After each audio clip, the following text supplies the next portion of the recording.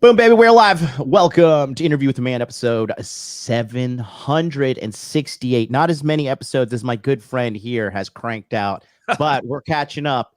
We're going live with Donovan Sharpe here. We're going to talk about how the Manosphere had changed and so much more. Don't turn away because we'll be right back. Let's do it. Connection established.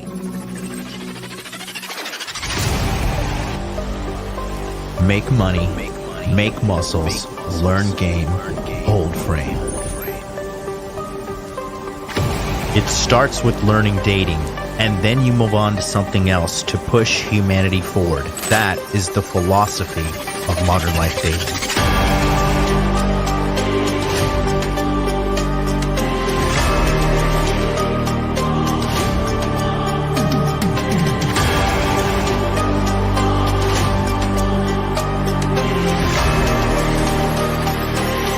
I am teaching you how to be strong. I am teaching you how to be powerful. So when bad things happen to you, you don't quit. Okay, because you don't know how. Because you don't know. No, if I'm not going to explain to myself. In normal conversation where people aren't sitting around and patronizing you because you're loud and obnoxious, and a lot of people don't want to confront you and tell you that. But I'll tell you that right now, young lady. You're very loud and obnoxious and you're rude. You wanted to blow it up and make me seem like something I'm not, and I didn't appreciate that. But that's okay. You can do what you want to do for your content, and you can do that. No, Adam sent me a clip.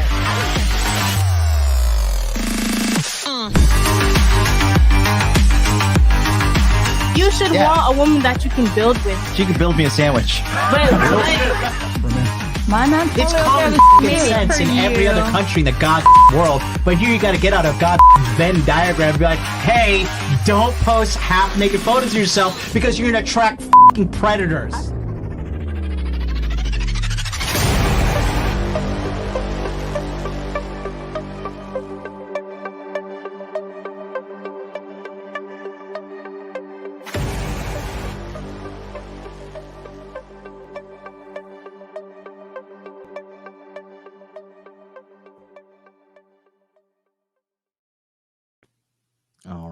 All right. Is that your first time seeing that, Don? Yes, it was. And I have two words for that introduction. Fuck Natalia. I can't stand her ass. Hey, I just I cannot stand her ass, man. Oh my god. I made sure to put all the good people in my life in that. Well, I appreciate it, man. I saw myself in there a few times, man. That was good. That was a really good intro, man.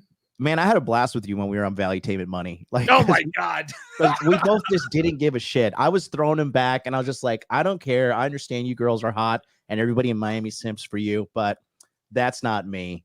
And I'm gonna talk about it, and just give it to you straight. And that was a viral moment. So the last time we were on Valuetainment, was that the one where it was Nafisa, the black girl, and then Miss Montana?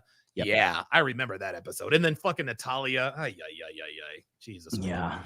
Well, I mean, that show is about as entertaining as a bag of rocks. So yeah, right. Good luck to them. Yeah. Well, hey, it is what it is. And then of course the losers will come in. Yeah, but they had more views than you. It's funny. People troll me now. People troll me now about my analytics, right? They come in. You have 172,000 subscribers and only 800 viewers. That's and it's so funny. That's all they control me on right now. But I mean, the joke's on them. I already made my money. You know what I'm saying? Like I'm good. Like I'm Gucci. Yeah. So whatever. Well, I mean, there's ebbs and flows, Absolutely. And there are. I mean, nobody knows how the YouTube algorithm works, but I'm pretty sure if we were both transgender, we'd have like 10 million subscribers. Oh, easy.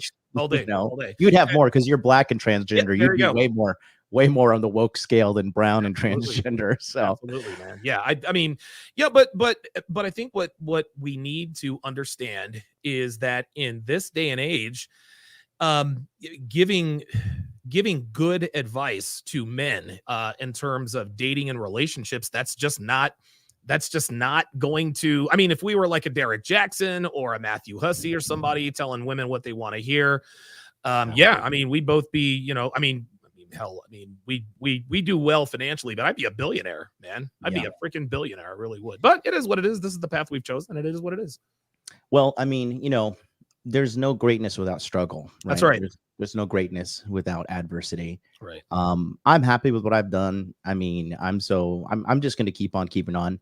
Yeah. And you know, this is the business cycle as well, but we're also going to talk about how things have changed, right? Oh, yes. There has been I know this is a conversation. I called Don the other day. We often call each other because we're actually friends behind the scenes. Yeah, right. Go figure. And you know, Donovan has been a great friend for me for the longest time. I'm a very loyal person, and I plan on not, like, you know, I don't fucking turn on anybody unless they turn on me. Right. And Donovan has been a great guy. He gave me a couple opportunities at the beginning to get on the Red Man group, the now defunct Red Man group. and congratulations to Donovan, because I heard you're wanted for murder by the FBI. Yeah. You killed the 21 convention. Yes. That's right. I killed the 21 convention, man. That's I will take my claim to fame on that, man. Absolutely, gladly will take the claim to fame on that. The 21 convention. This yeah, you know, what a crazy time. I mean, you know, honestly, those were, minus Anthony Johnson, I gotta say, those were the good old days when Rich Cooper didn't have his ego up his fucking ass. Roller wasn't, you know, having drama with everybody, and right. You know, those were the days, man. And it's good interesting. times. Yeah, it's like I sit and I reflect, and I remember the very first episode I had on with you. I actually had you on a few times, but I remember we did an episode. It was episode 312. That was the first numbered episode that I ever had you on. Mm-hmm. And I think it was really, really cool, man. And it, you know, the interesting thing was, it was almost like a boys club, you know. It really was a lot of fun. And unfortunately, you know, look, man, things have changed. It is what it is, you know. That's just what it is. So I'm glad to be here. I'm glad things are going well, and I'm glad that we're doing another live stream because it has been far too long, my friend. Far too long. It has been. So, and, you know, you said a lot of things have changed, you know, so let's talk about that. In your perspective, there's two parts of today's show that I want to go into. Okay. So do you remember, like, the exact years that you were actually in the game, playing the game, multiple women? Because you were writing for Return of Kings, like, back in, like, what, 2013, 14, 15? 2014. Yeah, it was 2014. So 2014. March 14th of 2014. That was when that was my very first published article on Return of Kings. Oh, wow. And I was knee deep in the game, and it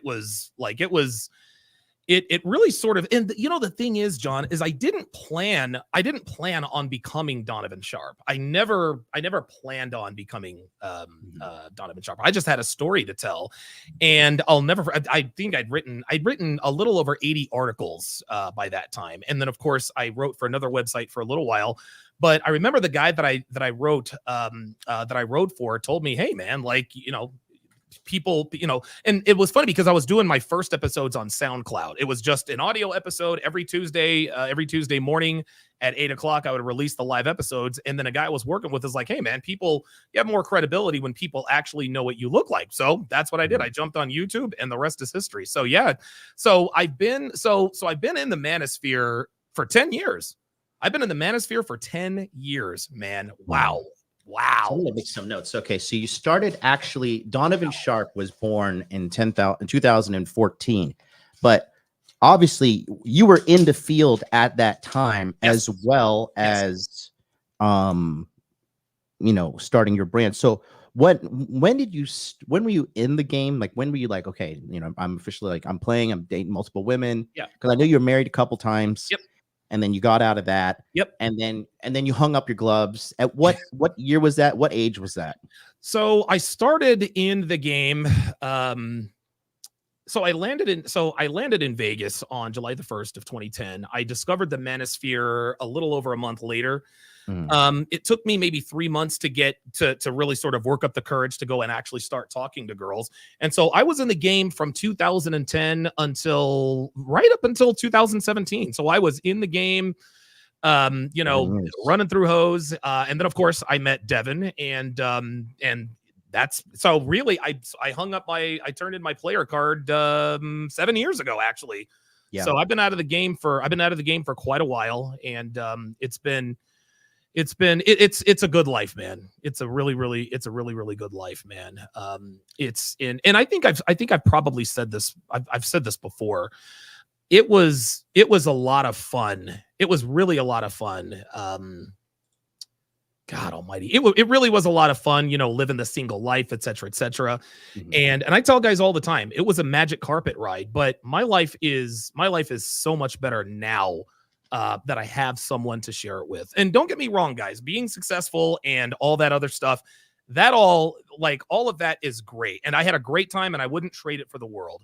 But I can freely admit that being in a relationship of consequence with a woman that I genuinely, truly have grown to love with all of my heart, it really does beat a life of womanizing. Womanizing is great, but being in a relationship is greater. And if that makes me a quote unquote beta male, then I guess no, that makes it doesn't, because you have the experience. I'm the same way. Like now, like when I go on a date with a girl, it's so predictable. It's like right, playing a video game on easy mode. I'm like, okay, you're gonna do this, and then I'm gonna call for the check, and then I'm gonna say, let's go see my cute dog, and then we're gonna have sex. And then, that's it.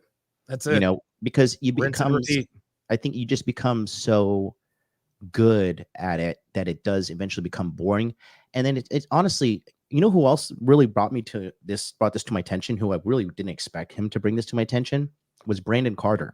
Wow. Okay. Right? Brandon Carter said, because he used to say the same thing. He used to be like running around the world. I mean, he's fucking Giga Chad, right? He's a motherfucking Tyrone and a half. Yeah, right. And he's jacked, he's shredded, he's a multimillionaire, he's 6'2", he's a beast. Yeah. And he was just saying, ultimately, when you're just fucking all these hoes, it's just empty victories. That's all it is. When you look back on it, it's just empty victories. Now, we're able to say that because we've got it out of our system. And I think it's healthy for the guys to get it out of their system. Absolutely. I think that's why a lot of guys have all these weird sexual fetishes and weird problems, because it's all this sexual repression that there's sexual repression that they're dealing with. They can't get it out. That's why they become perverts. That's why they become addicted to porn. That's why they become addicted to prostitutes. Oh God, Jesus. So we are doing the Lord's work indeed. But I honestly, I personally feel like the quality of sex is better when you love the girl and the girl loves you. Yeah, look, I agree, man. And look, I'll go back to what you said earlier. It's easy for us to say that these were empty victories. Now, when you get to a certain point with women, when you get your black belt women, when you start to figure them out, that's when they become empty victories. But in the beginning, they were definitely not empty victories for me. Because I was, and what's interesting, when you learn how to deal with women, when you learn how to become successful with women, it actually helps you in other parts of your life. You're more confident. You're more of a go-getter, because it didn't used to be this way, but women are, look, I mean, not that I'm breaking news here, but dating is an absolute shit show. And I got to tell you, John, I could not imagine being back. I couldn't imagine being in a relationship in this day and age with an American woman. I couldn't do it. I tell guys all the time, man, if Devin and I were to part ways for whatever reason, I am never, ever getting into a relationship or pursuing an American woman again. It is an exercise in futility. But again, it's easy for us to say, hey, these are empty victories, blah, blah, blah, blah, blah. But you get to a certain point to where, okay, the sex is great and this and that and the third, but it does get boring after a little while. And at some point, it just doesn't mean anything anymore. That's just how it goes. That's just how it goes. Yeah, I would say, I recently had a fling with a great American chick. She's 19. She's really cute. She's a Zoomer. The Zoomer girls are more feminine than the millennials. The millennial chicks, they're really weird, in my opinion, and like they're the most insufferable. But the Gen Zs she was real feminine and real sweet. Like she made the bed every day when we because she came out. I met her in Miami, and then she came up to Orlando to see me. I had a detour in Hawaii. Yes. I was just like, fucking come to Hawaii. She came to Hawaii, and then she wanted to come to Japan, so she came to Japan. She spent some time with me in Japan. She made the bed every morning. She was real feminine. She's Latina, obviously. She's not like a evil white woman. Yeah, right. These fucking millennial white bitches are lost their minds, bro. She made the bed. She cooked. She cleaned. She massaged me. She was a real sweetheart. What happened? She's a diamond in the rough too. Okay, all right. But she also used to be a stripper, so that's got to. Oh, well, then there's that, right? Yeah, well. You got to. Nobody's perfect. Yeah, look, nobody's perfect. The way I characterize my relationship, Devin is no diamond in the rough. That is 100% true. I love Devin with all my heart, but by the same token, I mean, I can absolutely keep it real. Listen, Devin was no diamond in the rough. Devin was a diamond that I actually had to buff, right? When I met Devin, she was coal. And it took me 18 long months to squeeze that thing as hard as I could and create my own diamond. Devin did not come ready-made to be in a relationship, but she showed an intense desire to be in a relationship, again, of consequence with a man that she could come to love and trust. And of course, the rest is history. So yeah. And I think that's a lot of guys. I think the biggest problem with guys today is twofold. One, I believe it's that they are just simping too much, right? Because they're just super needy and desperate for sex. Absolutely. And then two is they don't know how to lead the women. Right. Because you have to. Because if you didn't lead and guide Devin, she wouldn't be the woman that she is today. That's exactly right. Her, you have to be a certain way, or because that's what I'm looking for. Right. I want a woman who cooks. I want a woman who cleans. I want a woman who doesn't talk to other men. I want a woman who respects me. Right. You just have to, men don't realize you have to communicate to the women what you're looking for. Right. And if she loves you and she wants to be in your frame, she's going to start doing those things, but you have to lead her and guide her. A lot of guys just silently sit there and watch her fuck up. And they're like, oh, she's a whore. She doesn't fucking like me. What a dumb bitch. Rah, rah, rah.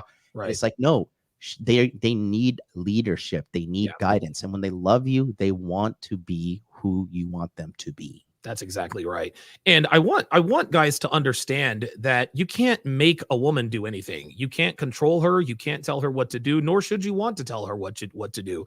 You should never give a woman ultimatums. You should give them choices. And her decisions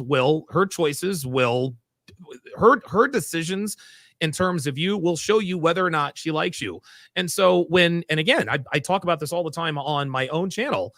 Don't be the first to angle for the relationship, because when you're the first to angle for the relationship, you automatically forfeit your right to set standards, boundaries, and expectations. Rather, you have to wait for her to angle for the relationship first, and then you let her know, okay, you can consider being in a relationship with me, but these are the things these are the characteristics of women that I don't commit to. So what it does is that puts the ball back in her court. She has the decision. She can either continue to engage in activities that make her look single, or she can be in a relationship with you, but you cannot allow her to have both. And too many men are allowing women to have it both ways. They are giving her the benefits of being in a relationship without her actually acting like she's in a relationship. This is why women all the time, when they get asked questions, when they have boyfriends, what would you say if your boyfriend, I just saw a video on the Whatever podcast. What if your boyfriend asked you to stop partying? No, I'm going to start. I'm going to party. I'm a college girl. I'm going to party. What if your boyfriend told you not to wear that? Well, my boyfriend can't tell me what to do and what not to do. These are all correct. But what those girls' answers tell me is that they don't love or respect their boyfriends enough to adhere to to their standards, boundaries, and expectations. Number one. Number two, just like you said, men don't communicate and they don't lead. So they're not telling they're not telling these women what they want in a woman. They're almost assuming that they already know, or they're afraid to tell them because they're afraid that she'll want to leave because his standards are too high. That's just how it goes. Yes. Out here says, is this live or a rerun? No, this is live. No, this is absolutely live. we're doing it live. I don't know. That guy's got an IQ of a fucking rock. The out here podcast. Oh, I can actually see the chat now. How about that? Sweet. Oh, wow. There we go. Oh, okay. Oh, I had it on the private chat. I was like, why is the chat so quiet? But yeah, we're live. Yeah, this is, we are absolutely live. I'm simulcasting this. On my channel. Hey, there you go, Yellow Joe. Appreciate that very, very much. He's a multimillionaire big baller guy out here in Asia with me. This guy's super fucking cool. He's a big fan of both of us. Yes. Yeah. I like and this is the first time I've ever actually seen Yellow Joe, but it is good, man, because and I could probably safely say that you and I are probably the two most hated figures in the manosphere.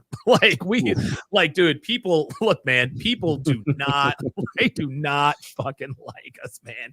They do not like us, dude. Man. And the reason they don't like us is because we're fucking, dude, look, we're both very unlikable people. Hell, I remember when I first met you, I didn't like you. You know what I'm saying? Really?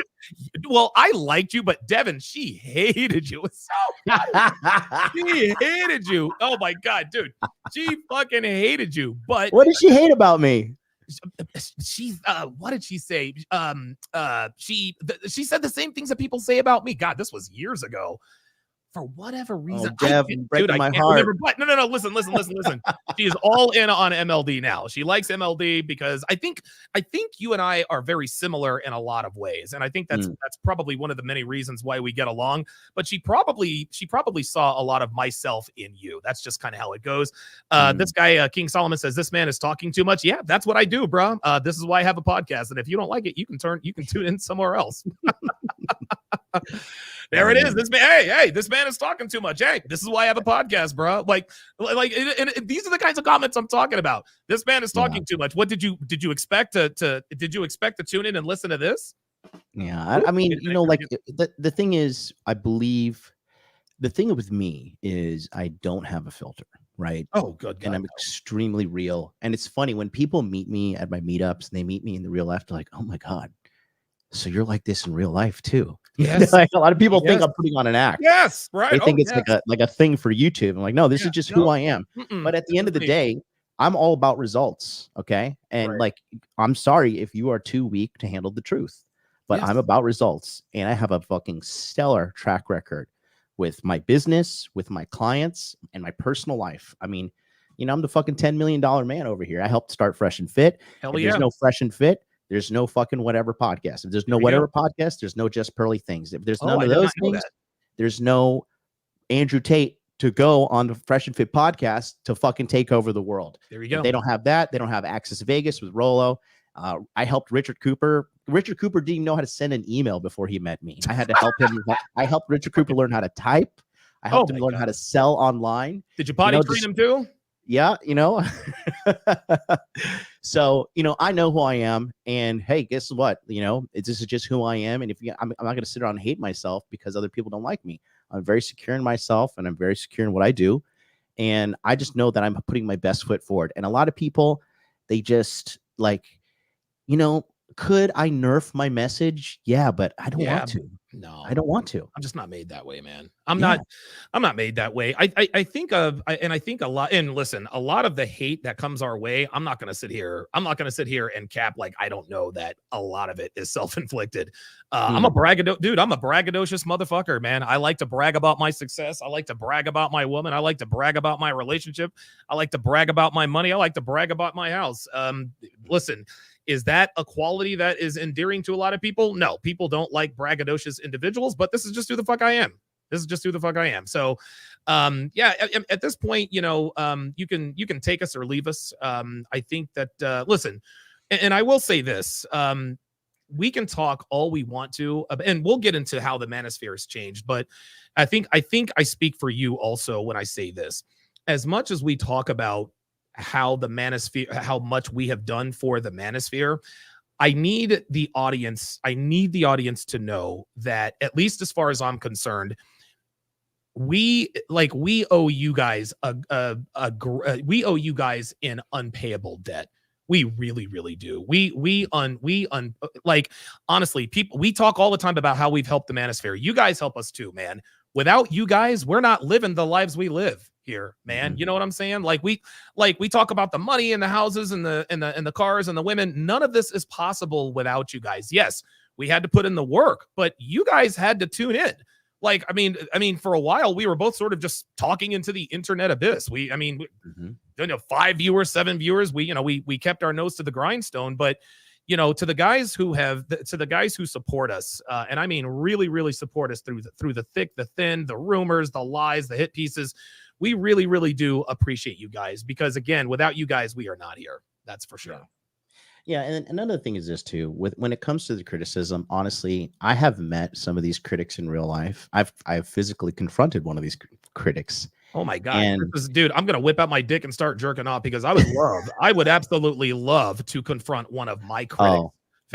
Holy moly. they all fold. They all fold. Of It course is they do. hilarious. Of course they do. No, he folded and he called the police here in Japan. Oh my! Oh yes, I remember that. I remember Myron. Myron rolled up on Alex from Playing with Fire. Yeah, and Myron was like, "Yeah, what now, motherfucker?" You know what Alex said? He's like, "Well, if you come near me, I'm gonna call the cops." Yep. Yeah, I know. They're just all cowards. That's all. All of They're tough here on the internet, but yes, it's okay, because at the end of the day, like I said, when you do something big, when you do something powerful, when you do something special, okay, you and I have helped to shift the entire culture in the United States of America. That's right. Okay. Yep. Life is easier with women, with you guys, because of what we're doing. That's so right. You're very welcome right yes, there. Look, absolutely. Yeah, man. And it's sometimes it is hard to wrap my head around. Like, it's weird. It is very, very weird. I still don't get used to getting recognized in public, man. Like, dude, I was out in New York City. And I got recognized at the hotel I was staying at, and I got recognized at the airport. Yeah. I mean, and I'm a nobody. Nobody knows who the fuck I am. Nah, bro, you know nobody, bro. But you know what I mean? Well, but I mean, I guess relative to other people in this particular space. But yeah, it really is a privilege and an honor to be a part. Whether or not this community stays around for eternity, it probably won't, but I'm very, very happy to be a part of it. Long after I am dead and gone. And this is a privilege that we have that we cannot take for granted, MLD. Mm-hmm. Most people, when they die, they only have a handful of people who remember who they are, right? Yeah. They remember the impact. And that's no small feat. Like, don't get me wrong. If you're a man and, you know, you raise a family, you have a lovely wife and kids, and, you know, you bless the people around you, that is a privilege and an honor. But very few of us, John, very, very few of us will have the impact on the amount of people that we've had an impact on. It is still very hard to get used to the fact that more people know who I am than people I know personally. And people in that position, like, enjoy it, relish it, for better or worse. Some people are famous. There are other people that are infamous. You and I are kind of infamous right now. But guess what? As long as people continue to talk about us positively or negatively, people can come in and enjoy the spectacle and make fun of us and this and that and the other.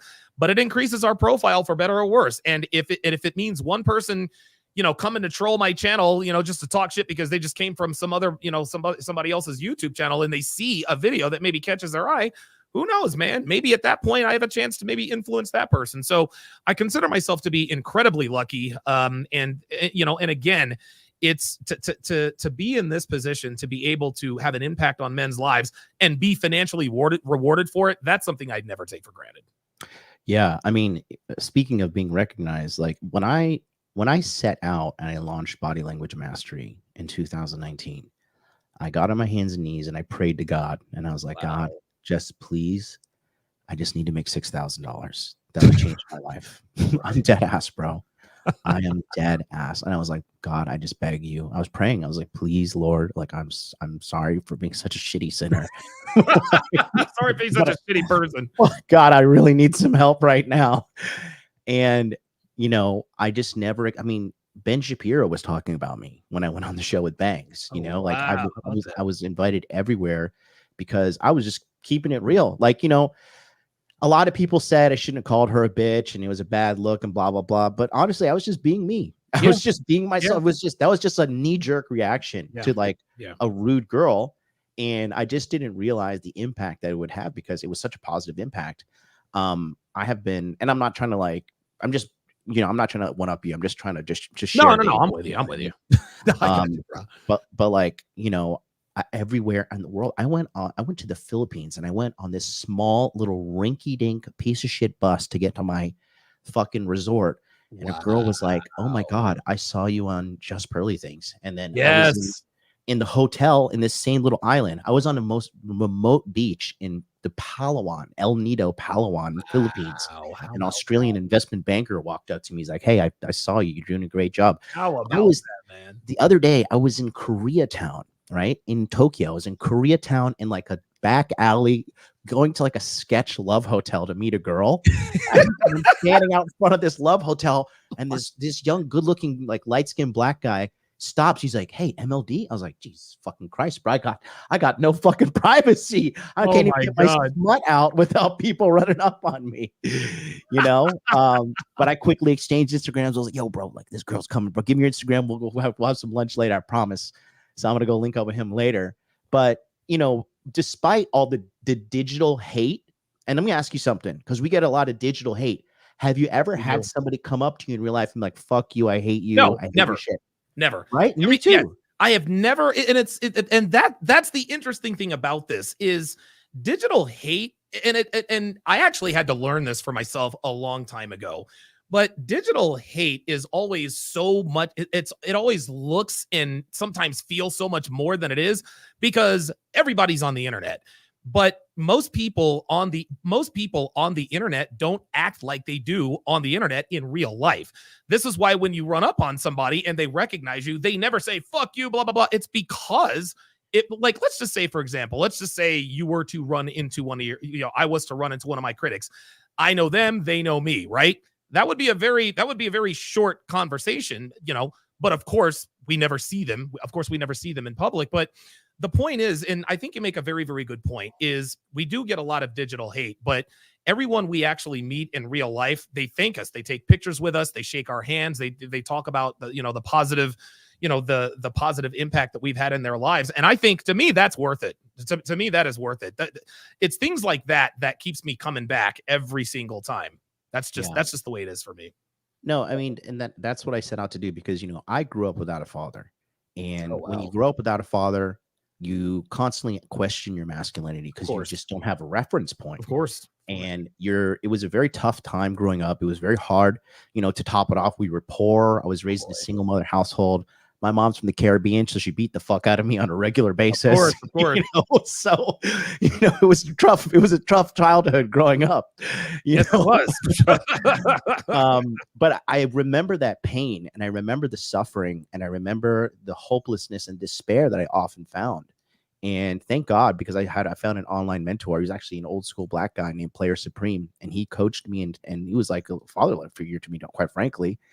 And he coached me and helped me out with so much, and taught me the power of inner game, and taught me the power of having self-esteem and feeling good about yourself, and having a rock solid confidence. Yeah. And because of those things, I was able to really get to the point of is that really? That's fucking MGTOW Dictionary. Smash TV that he rebranded. No way. That's got to be fake. That's definitely fake. Oh yeah, it's fake. That's not. Yeah, like it's fake. Well, thanks for the $5 super chat. We're about to ban the dude who super chatted us. Holy shit, man. Great stream, MLD. Salute to him, Donovan Sharpe. Let me wrap up that thought real quick.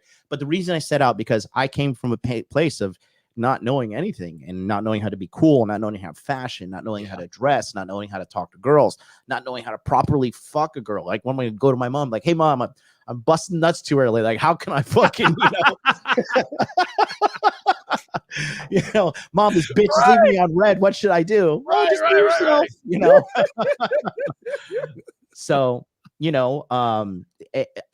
once, and another thing is this too, I had to go through so many frauds and fakes and charlatans, and go through so many bullshit fucking scammers to find the truth. And it took me the longest time. But when you become that man, right? For me, the big moment was because a lot of people think like I came to Japan and that's like when I became a player. It's like, that was not the case. When I came to Japan, I'd already slept with like 60, 70 women. Right? Oh, shit. Damn, you were ahead of me in that time. Well, I didn't have the typical like, red pill story. Like I was a loser my whole life, and then I didn't get girls. Okay. And blah, or blah, like blah. me, Well, I just had a different story. The one good thing about being raised by a single mom and being raised by all women was I was never afraid to talk to women. Women didn't intimidate Oh, me. that makes I was sense. always around them, you know? I was always in the church. Women liked me. I was always good looking. So I had that in the bag. It was just struggling with my masculinity and my inner masculine confidence. That was my problem, right? Right. But I remember after I moved to Japan, because that was such a hard thing to do. I was 26 when I moved. I was 1 month away from turning 27. So I was basically 27 when I moved there. And I remember after being there for 6 months, like I just woke up one day and I just felt like I was reborn. I felt like I had this shit in the bag. Yeah. And then from there, you know, it was just effortlessly getting girls, no problem, like around the world.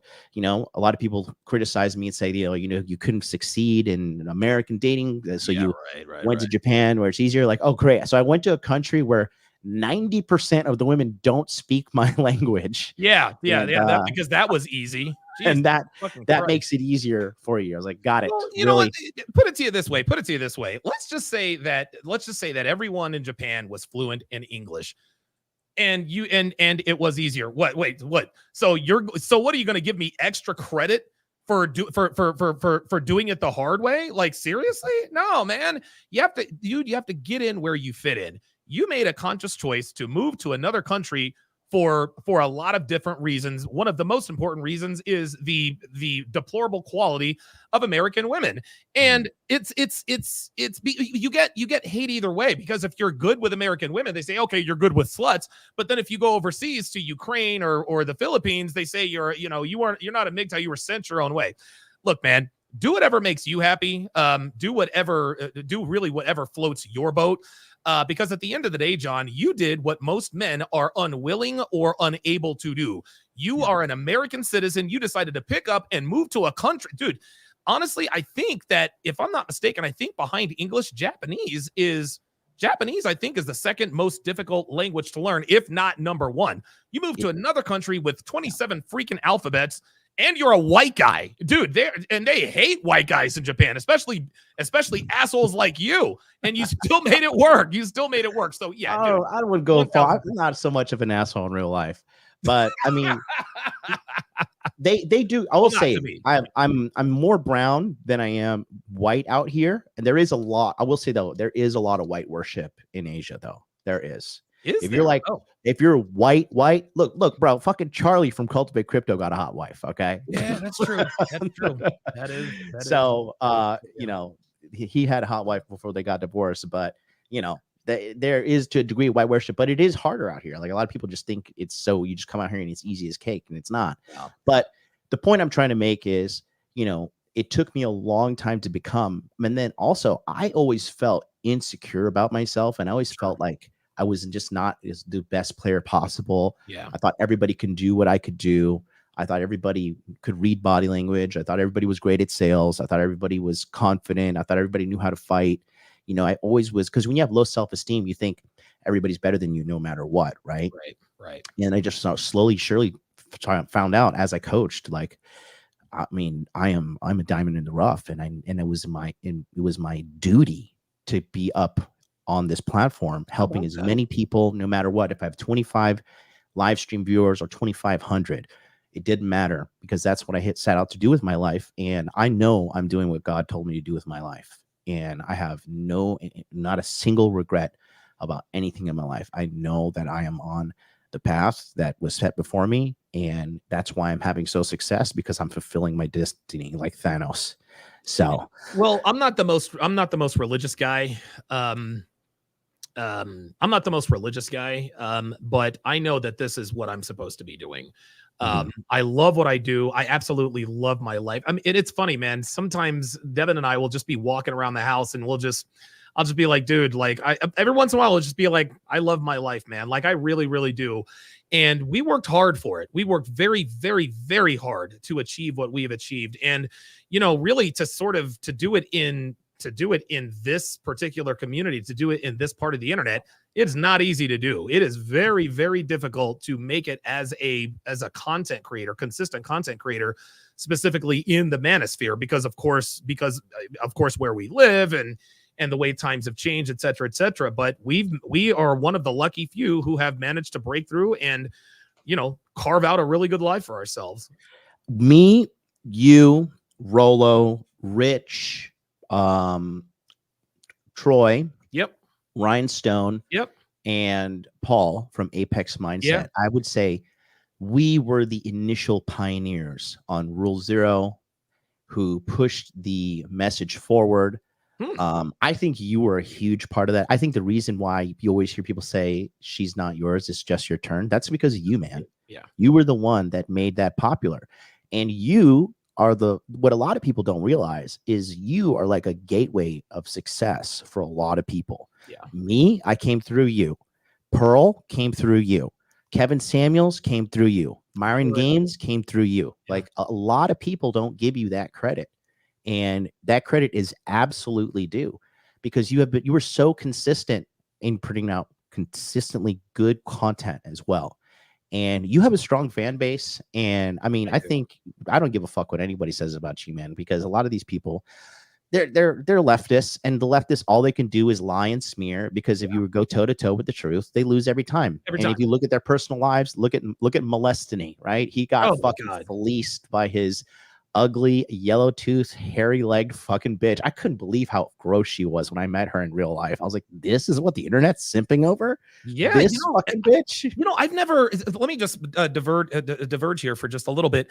I've never met Melina in real life, but all of her pictures on the internet make her look stunningly gorgeous. But you're the first person who has told. You're the first person who's actually told me, yeah, Melina's really not that impressive up close and personal. Yellow teeth, stained. The front two incisors stained from either smoking or something, but like yellow and brown stains on them. And I was like, well, of course, this is the only thing Destiny would fall in love with. With as far as Destiny is concerned, it amazes me that he still talks shit about the red pill. We literally told this dude what his woman was going to do to him. We told him what she was going to do, and she did it. And he is still talking. He's still. Look, man, we can't save them all. We can't save them all. But just like you said, look at the personal lives of a lot of our detractors. Abba and Preach, all they can do is talk about me. Preach eats cats. He's Haitian. Yeah. Fuck him. Preach eats. Yeah. Well, yeah, right. Exactly. And Abba pays for sex, man. Dude, Abba has to pay for pussy. We know that he pay, and if Abba pays for pussy, Preach definitely pays for pussy. Dude, nobody. Dude, listen, nobody pays the fucking prostitutes. You know what I mean? Just. Yeah. And then, of course, Preach, I've actually, have you seen that video of him on Twitter? Man, he looks zesty as hell. But either way, man, yeah, and the way I gauge and there are many successful channels, right? Some channels are meant to entertain. Some channels are meant to educate. If you can't entertain or educate, you're going to be you're not going to make it in this business. If you can entertain, okay, then you'll definitely make it in this business. Not necessarily if you educate, because education can be very, very boring. But if you can educate and be entertaining at the same time, then that really gives you sort of a sense of accomplishment. So a lot of our detractors come in and they troll us and this and that and the other. And the question I ask them is, let me just ask you a question, Destiny fans. How has he improved your life? Right? What are you level 1000 on Call of Duty now because of Destiny? And how is what are you in a poly relationship now because of Destiny? And followers of Ab and Preach, how have they improved your lives? Like these guys just put out content that only haters enjoy. Destiny and Ab and Preach fans, like their audience, they're losers. And Ab and Preach are losers. I don't think Destiny is a loser. Destiny is. He's complicated. I don't like the guy, and we're not going to be friends. I don't consider him to be a loser, but a lot of his fans are losers. And if you're the type of person that only tunes into content that really just shits on other people, you really have to sort of question where you are in life. And people never do. That's why they keep coming. I take tremendous pride in the fact that my content has helped change countless men's lives for the better. No matter how much people troll me, that's not going to change. It's just not going to change. And I think that's one of the coolest things about being in this particular space is that the impact that we've made on men's lives is forever. And I'll take that to my grave, man. It really is. And that at the end of the day, I have a clean conscience, and I know that the truth will come out at the end, no matter what. And that's all they can do to smear me, and that's all they can do to smear you. Yep. Nobody's perfect. Hey, we both made mistakes in certain parts of our lives, I'm sure. You kidding me? But it is what it is. I got a laundry list of super chats I'm gonna read off real quick, and then let's talk about how the Manosphere has changed. If you're all right with that. Yeah, let's do it. CHD 499. Shout out to Donovan and Devin Sharpe as well for getting me get the TSR Academy Essentials Bundle. Thank you for supporting me. And Glenn, DS, and MLD. Thank you, CHD. He says, woo, MLD. Thanks for joining Glenn and Kat's stream yesterday. Yeah, I was live streaming on a huge stream yesterday, Donovan. Kat, Kat Katabi or whatever. Yeah. Oh, yeah. Kat Katabi. Yeah. She's cool, she had 9 live stream viewers. I was fucking on that, crushing it. I'm still roasting them, not recognizing you in the chat. Again, CHD. Wow, big ones. He says, speaking of Saucecast, when I need some motivation, I listen to DS and MLD saying, you're a fucking loser. Yeah, because they were like, how do you improve men's lives? Do you ever hold men accountable? And I'll never forget this. You're like, dude, when I get a coaching call, the first thing I tell a guy, and you hesitated, and then we both said it to them, you're a fucking loser. And then the very next night on Fresh and Fit, it happened again when we both asked that stupid bitch, did you drop out of high school too? That was, man. That was unbelievable. Good times. Ken Rose, $5 super chat says that. Smash TV read that. Justin Consciousness, WW Donovan Kingmaker vibes. Absolutely. Queenmaker 2 with Pearl. Yes. King Beef 1999. God bless y'all. Thank you very much for those donations, my brothers. Appreciate you. If you guys have a question that you guys want to get into the chat, shoot us a super chat, and we got going. We get it going right now. So look, I want to tell you my perspective first on how I think Manosphere has changed. Okay. So I feel personally that the Manosphere now has become the entertainer sphere or the drama sphere. I like it. I don't see, when I go through Rich's channel, because I do market research, when I go through Rich's channel, when I go through Rolo's channel, when I see Fresh and Fit's content, when I see all these other channels, like it has been more drama or news coverage, and this is not a dig at Fresh and Fit. Sure. Okay. Of course. But there seemed, and Myron did say they are going to pivot, so good on them. So actually, I'll take them out to a degree, even though they're a huge name in this corner. Of course. But the actionable advice I'm seeing is few and far between. Yes, it is. That's exactly right. I'm not seeing actionable advice at almost any corner. Your thoughts on that?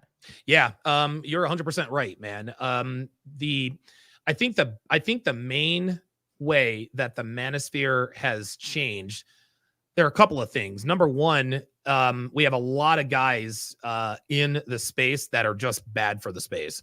There are a lot of guys that give the Manosphere, the red pill, a bad name. That's the first. Get some names. Who are you talking about? Well, I mean, there are so many out there that Aaron Clary. No, Aaron Clary is absolutely Aaron. You are the worst thing that ever happened to the Manosphere. No, and I mean, like the peons, right? Like like guys are, hey, I've got a dating channel, I've got 100 subscribers. Yeah, there you go. Adam Sosnick. That's hell, Adam Sosnick. Fuck Adam Sosnick. I'll break your fucking neck in Street Fighter, dude. Listen, before I go on, how many, and we are the only two guys who talk about other dudes whose ass we want to kick. There are so many people on my Smack on Sight list. And I just got dude, I don't know if I told you this. I just got my 4 fucking felonies expunged. I have no felonies on my record. You could do a national database. You won't find anything on there. So anyway, the reason I said congratulations. Thank you. Now I can vote and own a gun. Yes, absolutely. Make America great again, baby. But but I think that's the main thing. The Manosphere has grown. It grew, but it almost grew to the point to where, anyone who had dating advice would just call themselves a part of the Manosphere. Then, of course, people tried to disavow the Manosphere. Like Rich Cooper calls it the Mano Swamp. And to a degree, he's correct. It is kind of the Mano Swamp. But the main thing please tell me more about the guy who sells pheromone soap to rub on you so women can fucking love you. Just give me a minute to shut my fucking brain down, because I'm fucking I can't even. What the fuck are we doing? We're selling soap to fucking rub on ourselves for women, Is everybody a fucking retard? I'm sorry, that shit really triggers me. I just have to fucking. You know what really triggers me? You know what really triggers me is his book, right? The Unplugged Alpha, which is quite literally, John, the rational male for dummies. That's all this dude did. This dude plagiarized Rollo's book. And the stuff he took from my webinars, because he writes about getting a photo shoot. He writes about dating apps. Like, Rich, when's the last time you got a photo shoot? When's the last time you pulled a girl off of Tinder, Bumble, Hinge? When's the last time you salt daddied a girl off of Seeking Arrangement? Dude, let me know. You were too busy getting fleeced by women all the way up into your 40s to fucking even do some game. Don't even tell me about that. No. You know what's interesting? And I, you know, I've heard stuff that Rich has said about me even in the early days, and I swept it under the rug, you know, for the greater good. But now I don't give a fuck. Like, dude, I've got money, I've got my house, I'm good to go. I can talk all the fucking shit I want. Well, Rich, what was funny too, because you and we're pretty tight-lipped people, but eventually when Rich fell out with me and he fell out with you, you told me Rich was talking shit about me behind my back to you. And then you told me, like, wait a minute, Rich was talking shit about you to me. Take my money. So unbelievable. He's such a fucking feminine little traumatized pussy hiding up in his little shack in Canada while Justin Trudeau taxes him to death. Luckily, I'm so happy it's happening. But yeah, and it's funny because he's supposed to see, because, you know, listen, he has, this is what happens. Right now, the current generation of men, because we're talking about how the manosphere has changed. Right. There's a big brokenness in men, and guys see a guy that has supercars and he has a deep voice and he has a beard and he's bald. He's like, let me tell you, son, how to fucking hate women, you know? And people are like, oh, let me fucking subscribe to this fucking guy and buy some soap because I'm fucking retarded, you know? I'm going to get the girls by rubbing some soap on me, you know? It's just, it's asinine, you know, that he is considered a leader in this place. And if you judge them by their fruit, you judge them by their students. How many amazing content creators have come from under Richard Cooper? Exactly 0. You know, because of me, Myron came to my program and I introduced Myron to you, and then you and Myron hit it off. You guys did the 6. He learned the digital marketing from me. He started Fresh and Fit. Absolutely. Boom, world changer. Same thing with me. Charlie, Cultivate Crypto, came to me. Loser, didn't know shit. I was like, here, I'll show you how to do this. We'll show you the crypto stuff. Boom, multi-million-dollar business. And then from that cascaded into so many other brands. You know, the ripple effect is real. Yeah. So when you look at where are these great people coming from, these content creators? Because a great content creator creates other leaders. A great content creator creates transformation. They don't create an army of minions to worship them.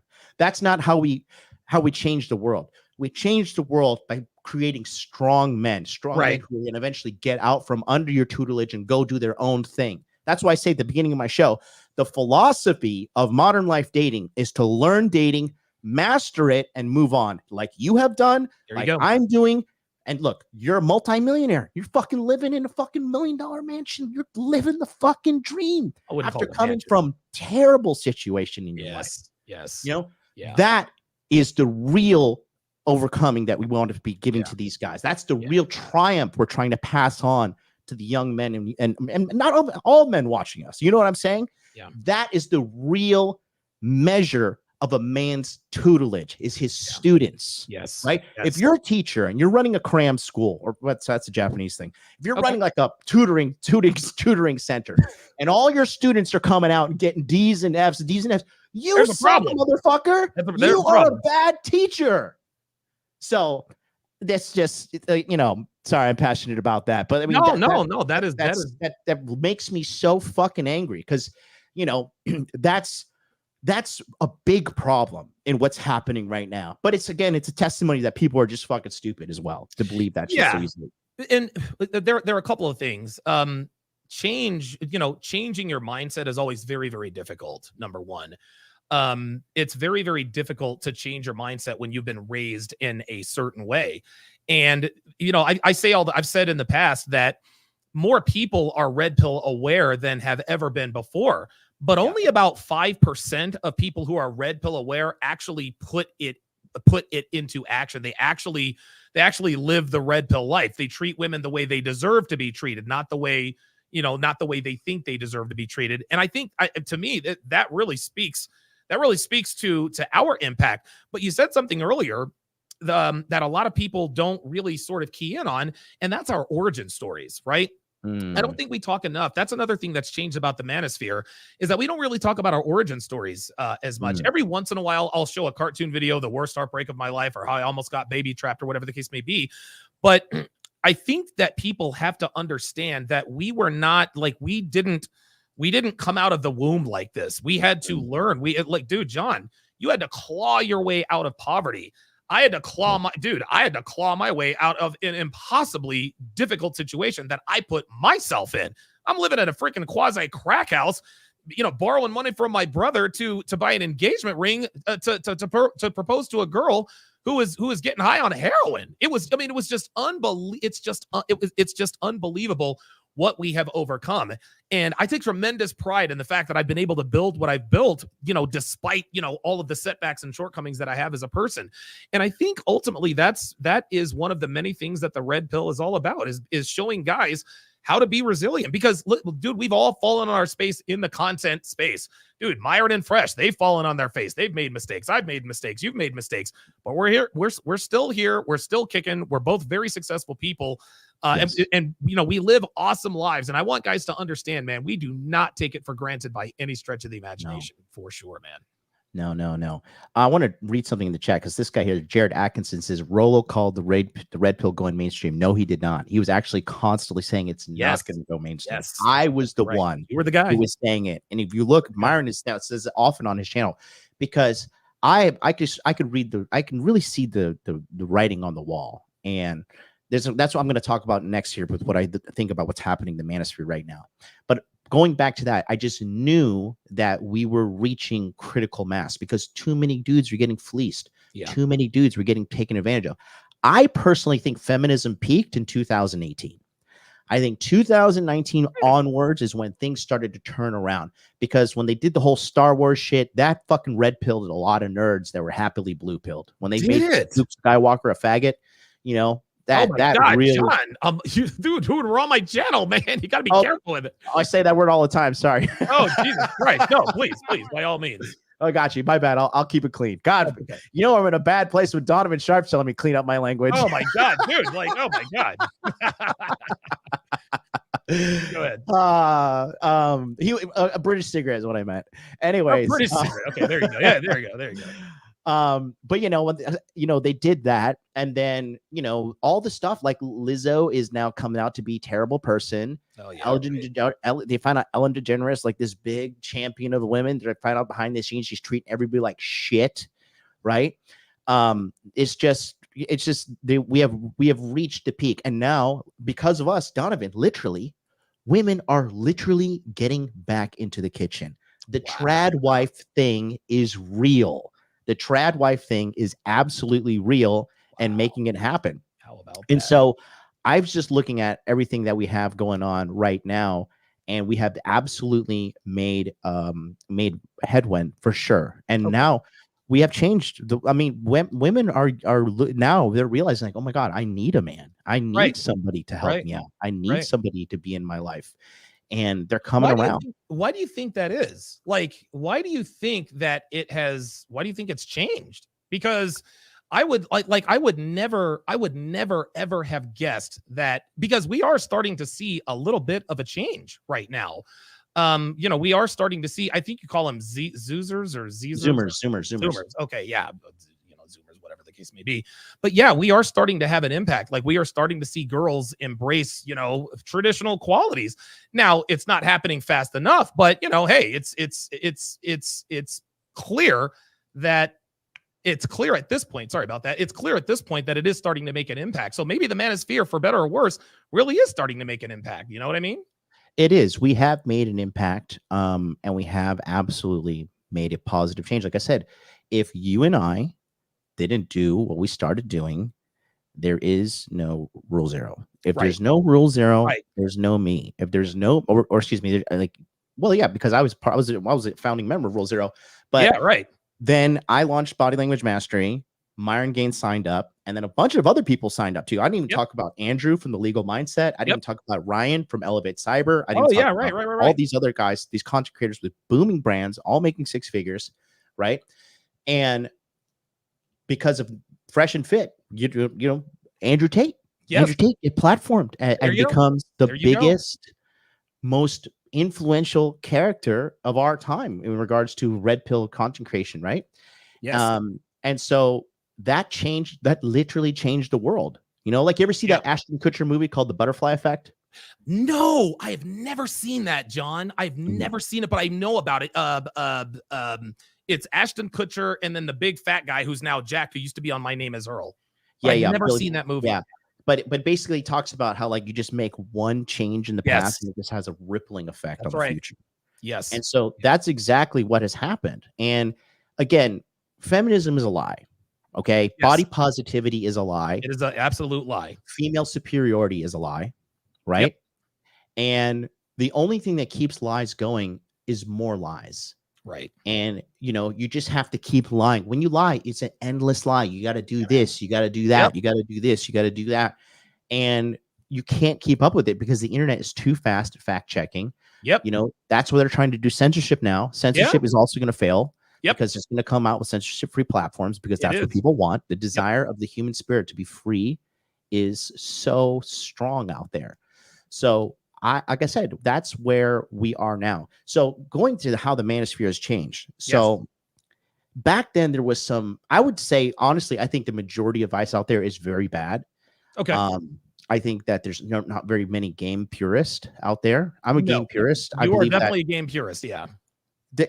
I believe you just have to be as you are as a man to walk up to your girl and shoot your shot. You don't need to be somebody on Instagram. You don't need to have money. You don't need to have any of those things. You just need to be decently attractive, and you have to talk to a lot of girls, which I think a lot of guys don't realize the amount of volume you need to do to actually talk to girls and get the success you need. Look, man, when I was at my peak, when I was at my player peak in Las Vegas, dude, I was running cold approach game 5, 6, sometimes even 7 hours a day, John. Like, it is a lot of work. Being good with women takes a lot of work. So that's just the way it is. That's always, it's never been like that. It's never been as hard, of course, with hoflation, right? We have to try, you know, men have to try, you know, 100 times, you know, harder for girls that are 100 times worse than our grandparents did. But yeah, it's not easy to be good with women. But again, you know, through perseverance and volume, guys got to know you got to get out there and talk to girls. And it's not. And here's the thing, John. Here's something else that's sort of changed about the manosphere, man.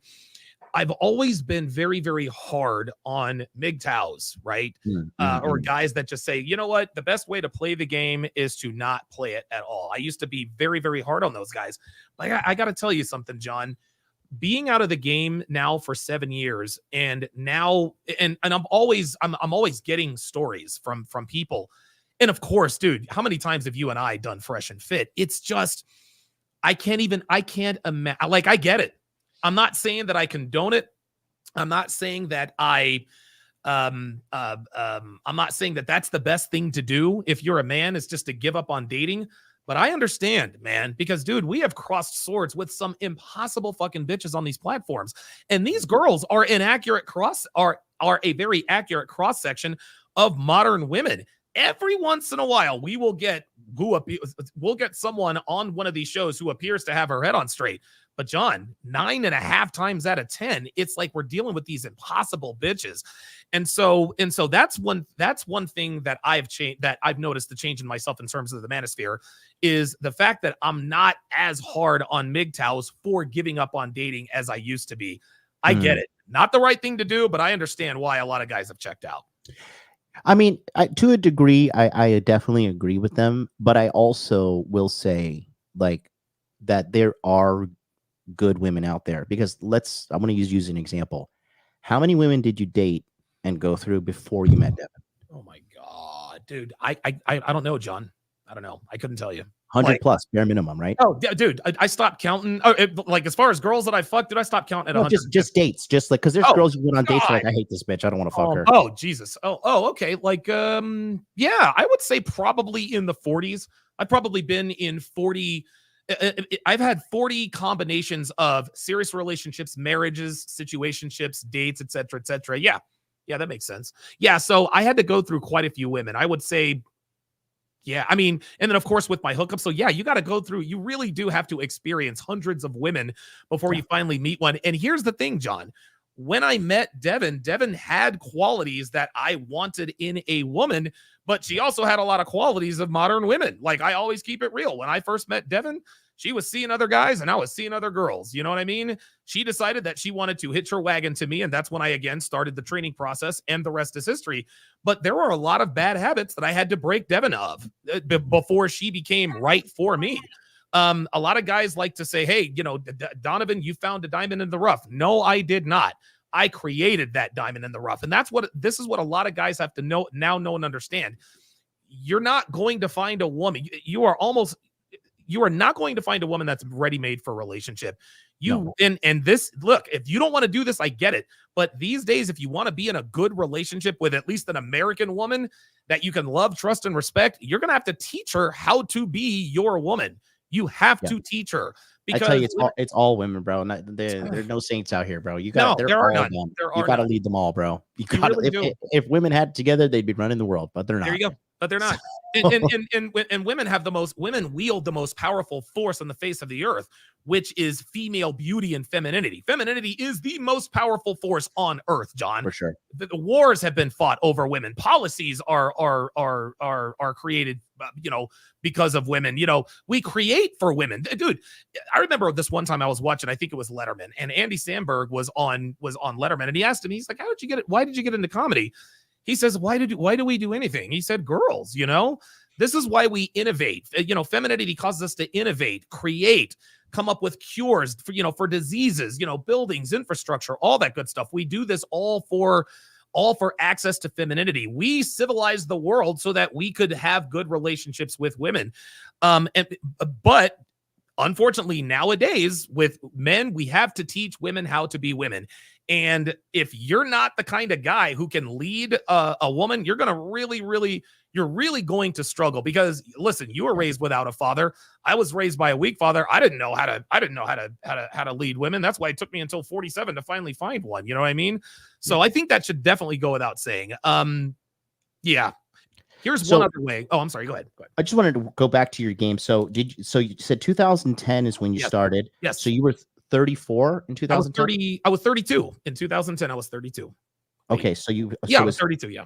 32. And then, so it was 32 to 30 and 39 you got out. Yes. 39 I got out. That's exactly right. Because that's when I met Devin. Wow. Yep. Wow. It's funny. It was a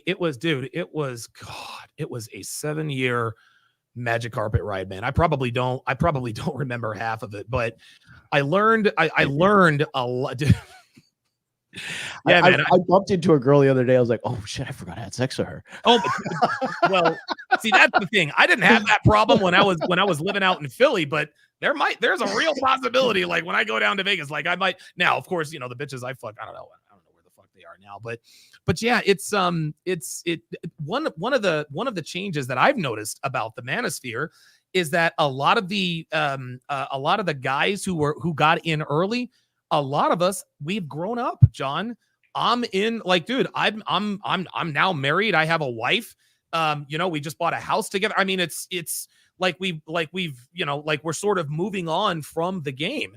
Yeah. And it's because I think if you stay in the game too long as a man, it kills you. I think it fucks you up. Yeah. I mean, I talk to players and they're, I'll talk to Troy openly talks about this, but like when Troy broke up with his girl, and he was kind of sad and shit. And he only broke up with her because of stupid reason. And I often told him, said, Troy, go pick up the phone, call that girl and get back with her, you fucking old man. Like go and go and be happy. Right. Go and be happy. There's nothing wrong with that.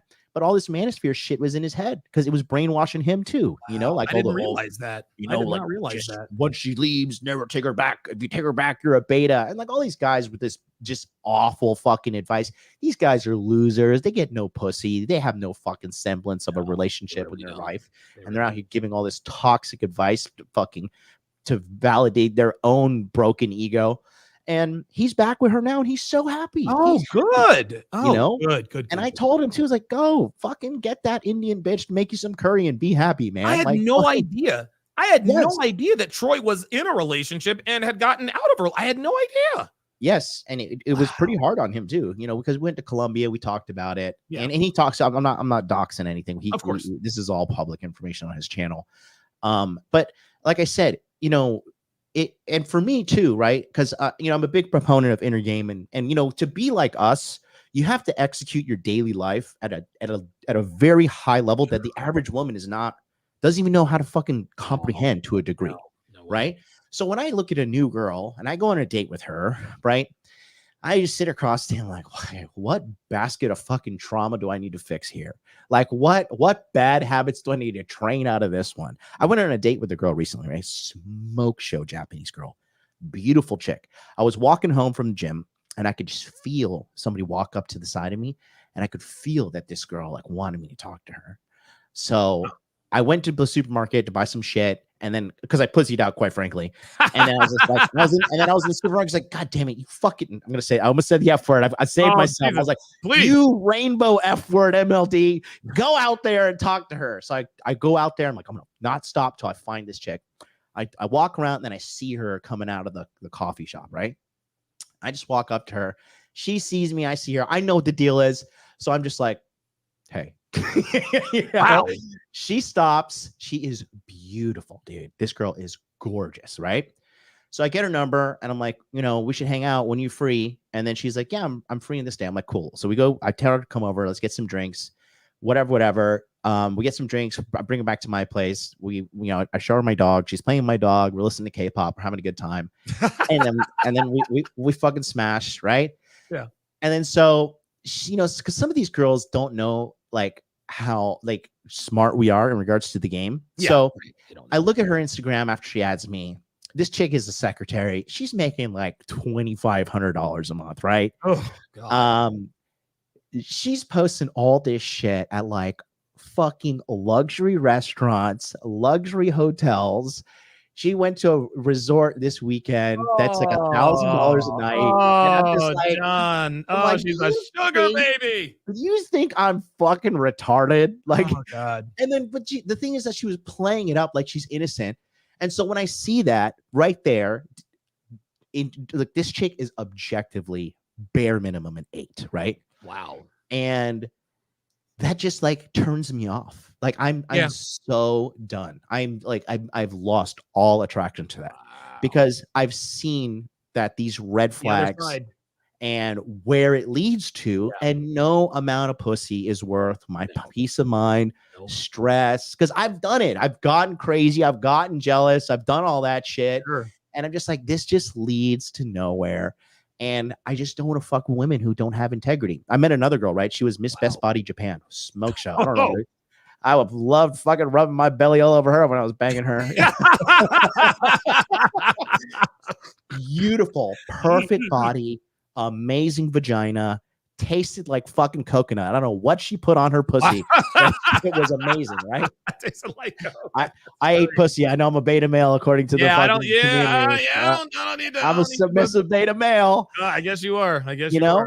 But during the date, this bitch had the audacity to ask me. She's like, "So you get paid in US dollars?" I was like, "What the fuck kind of first date question? What is this? What is that?" And then on top of that, later on, she's like, "Just so you know, I'm really bad at text messaging, and it's gonna take me some time to reply to you." I'm like, "Bitch, everybody is addicted to their phone in 2024. Don't even. Like, are you, lady, really?" Yeah. Okay, like don't fucking come on. Now, hold on. Look, let me stop you right there. This is a teaching moment, gentlemen. This is a teaching moment. 2 teaching moments. You're out on a date with a girl. You look at her Instagram. You know she's a broke bitch, but she's in resorts and restaurants. She's a sugar baby. Here's the second teaching moment. When she tells you, look, it might take me a little while to text message. Guys, this is preemptive cheating behavior. Yes. Okay. What she is trying to do is she's trying to set the standard. She's trying to set the normal. And when girls do, and girls will do this at the beginning of any relationship or situationship because they know that you're blinded by endorphins at that point, right? They know that you're getting the pussy and, oh yeah, you're bad at texting. No problem. Just keep sucking my dick. What she was trying to do at that point, John, she was trying to set you up, right? So if she's always bad at texting, then if she doesn't text you for, 2 or 3 hours, oh, well, she's bad at texting. She doesn't text you for 2 or 3 days. Oh, she's bad at texting. And it's just like you said, you call that shit out immediately. Bitches are on their phones when they're not supposed to be on their phones. Bitches are on their phones at church. They're on their phones on the plane when we're on the tarmac getting ready to take off, when they tell you to put it in airplane mode. So when a bitch tells you that I'm not really good at texting, that is fucking cap. She's trying to set you up for future cheating. Oh my God. And that's the thing too. And that's another thing I've been talking about lately. Guys, by the way, smash the like button. We got 300 plus people watching right now. Oh shit. I love that. Hey. So the another thing is this, right? And then how the game has changed, right? Because I think guys have gotten I think simps have gotten way simpier, and the majority of men are simps, right? So these chicks, they are sparring with bad sparring partners. And they think like, oh, I'm the shit. Like, I'm fucking hitting this guy with jabs, right straights. I'm beating the fuck out of this guy. Like, this guy's nothing. And then they show up to us and they just fucking lose. I'm like, bitch, what are you doing? Like, do you think I'm a fucking retard? I'm stupid. Like, do you think I'm dumb? Like, do you actually, is that your perspective? So it's just like I let them play their game and I let them think they're winning, but really I'm the one pulling the strings behind the scenes. But again, now, like, honestly, as I'm probably at the peak of my sexual market value. Honestly, I'm the most successful I've ever been. I have clout, have fucking good body, I'm good looking. I have all these things, but honestly speaking, I'm just exhausted, bro. These hoes have just tired me out. I am tired, bro. Because again, good women are just so rare. They are so rare. John, and I gotta sit in the mirror and like pump myself up. Like, oh yeah, I'm gonna do this. I'm gonna put up with this shit. And I'm like, nah, because you know, at a time, like I had a date the other day, right? It was like 2-3 weeks ago. And this chick was like ready to meet me, and I didn't want to go. And I did. I fucking unmatched her on fucking Bumble, and then I blocked her on fucking the Messenger app, and I just didn't show up. Dude, I think you're the first man in history that's ever flaked on a chick. Oh, I just couldn't do it. I was like, I still want to go. I wanted to lay down in my bed and play Final Fantasy VII. Hey, shout out to Cloud Strife, right? Hey,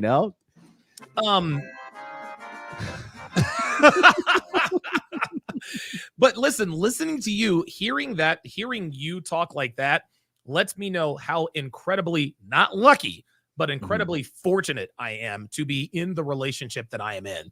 And the reason I didn't say lucky is because I created this relationship. My relationship is successful because of the work that I put into my relationship to making it what it is. But I said all that to say this. I don't miss the game. I really don't. I hear guys like you tell horror stories about the game, and I'm just like, dude, I'm so like, I remember just the adrenaline rush I used to get when I'd get a girl's number, or, a girl would agree to come up to, come into my rinky-dink apartment before I got my, my high rise in downtown Vegas. I just remember the adrenaline rush that I used to get, but I couldn't imagine it now, man. And listen, you can probably attest to this, man. At this point, you're living the player life. Being in a relationship, and this is just me, but being in a relationship is a better life than being a player. You have to be a player to not only get it out of your system, number one, but you have to learn women, because if you don't go through the player phase, you're not going to know we all know what to look for, right? Yeah. We all know what to look for in a woman. Look, she's got to be fit, feminine, friendly, faithful, blah, blah, blah, cook, clean. We get that. We all know about the things that we don't want in a woman. We all know the red flags: tattoos, piercings, kids, blah, blah, blah, blah, blah. But very few of us understand what not to look for. The things that you have to read between the lines, like a girl who tells you on the first date, you know, I don't, or I'm bad at texting, or a girl who tells you, yeah, you know, I lived in New York City for a year and a half, which means she's been absolutely ran through, or the fact that a girl with a college degree is not going to be a good wife, a 4-year degree is not going to be a good wife because, of course, she's been ran through by everybody, including the football team. These are the things that men don't, know and understand. And this is why we are here. But the point is I had to go through all of that BS, all of that strife. And that's why I was able to create the relationship that I was able to create, is because I did go through that player phase. I did know what I didn't want in a woman. Everybody knows what they want in a woman. Very few men don't understand what they don't want in a woman. And listen, Devin is certainly not perfect by any stretch of the imagination, man, but I'm glad that she is in my life. I really, really am glad that she's in my life. And you know, it's interesting, man. The more time goes by, like, I appreciate her more every day because of who and what she is. And, you know, listen, man, a lot of people say that simpy or beta, whatever the case may be. I don't give a fuck, man. I'm happy. Like, I live a great life. I have a great woman. Listen, and I want to add on to that because that was the point I was going to make. And I'm so glad you just said that, because the reason we learn game as men, the reason we do all this shit is to get the woman we want, motherfuckers. That's right. We don't, it's not, I'm not here to appease you. Right. Okay. Right. When some people would say shit like, oh, you know, this girl's not hot enough, this girl's not this enough, whatever. I don't give a fuck, motherfucker. I don't give a shit about you. I don't care what you think. Right. And that's the same thing. You at home watching us right now, stop giving a fuck what other people think about you. The most manly thing you can do in this world is to do what you want to do. Be a fucking man. Be a pioneer. Okay. If you want to go marry some fat bitch, go marry some fat bitch, bro. Hold it down. Fucking go to McDonald's with her. Okay. Like, who gives a shit? Life is supposed to be your journey. You are supposed to be the author and creator of your life. And other people, they sit on the sidelines and criticize. You know why? Because that's all they can do. That's all they can. Because if they were a creator, if they could do wonderful things, guess what? They would be doing wonderful things. That's right. But they're not. So they sit on the sideline. Oh, this fucking shit. Like people will criticize like LeBron James or Michael Jordan, you know, or Michael Jackson. Right. People who are fucking great. You're going to criticize, put out your fucking album. Hey, hit a fucking layup. You know what I'm saying? Hit a fucking free throw. Right. Okay. Right. You know? Right. But they can't. So I feel sorry for them because it is what it is. But remember that at home, guys. Your life is your journey. That's right. And who you want to be is who you want to be. And another thing I've learned is this too. So remember the super hot girl I told you about? Yes. The fucking girl? Sex is terrible. Terrible. Dude, okay? Listen, little known fact, guys, sex with hot girls is not as good as sex with girls that are not so hot. That's just, guys, I'm here to tell you, you guys think super hot girls fuck like porn stars? They don't. Every once in a while, you'll meet a super hot girl who actually knows what she's doing in the bedroom. But dude, I'm telling you, the sweet spot are your 5s, 6s, and the occasional 7. 8s, 9s, and 10s.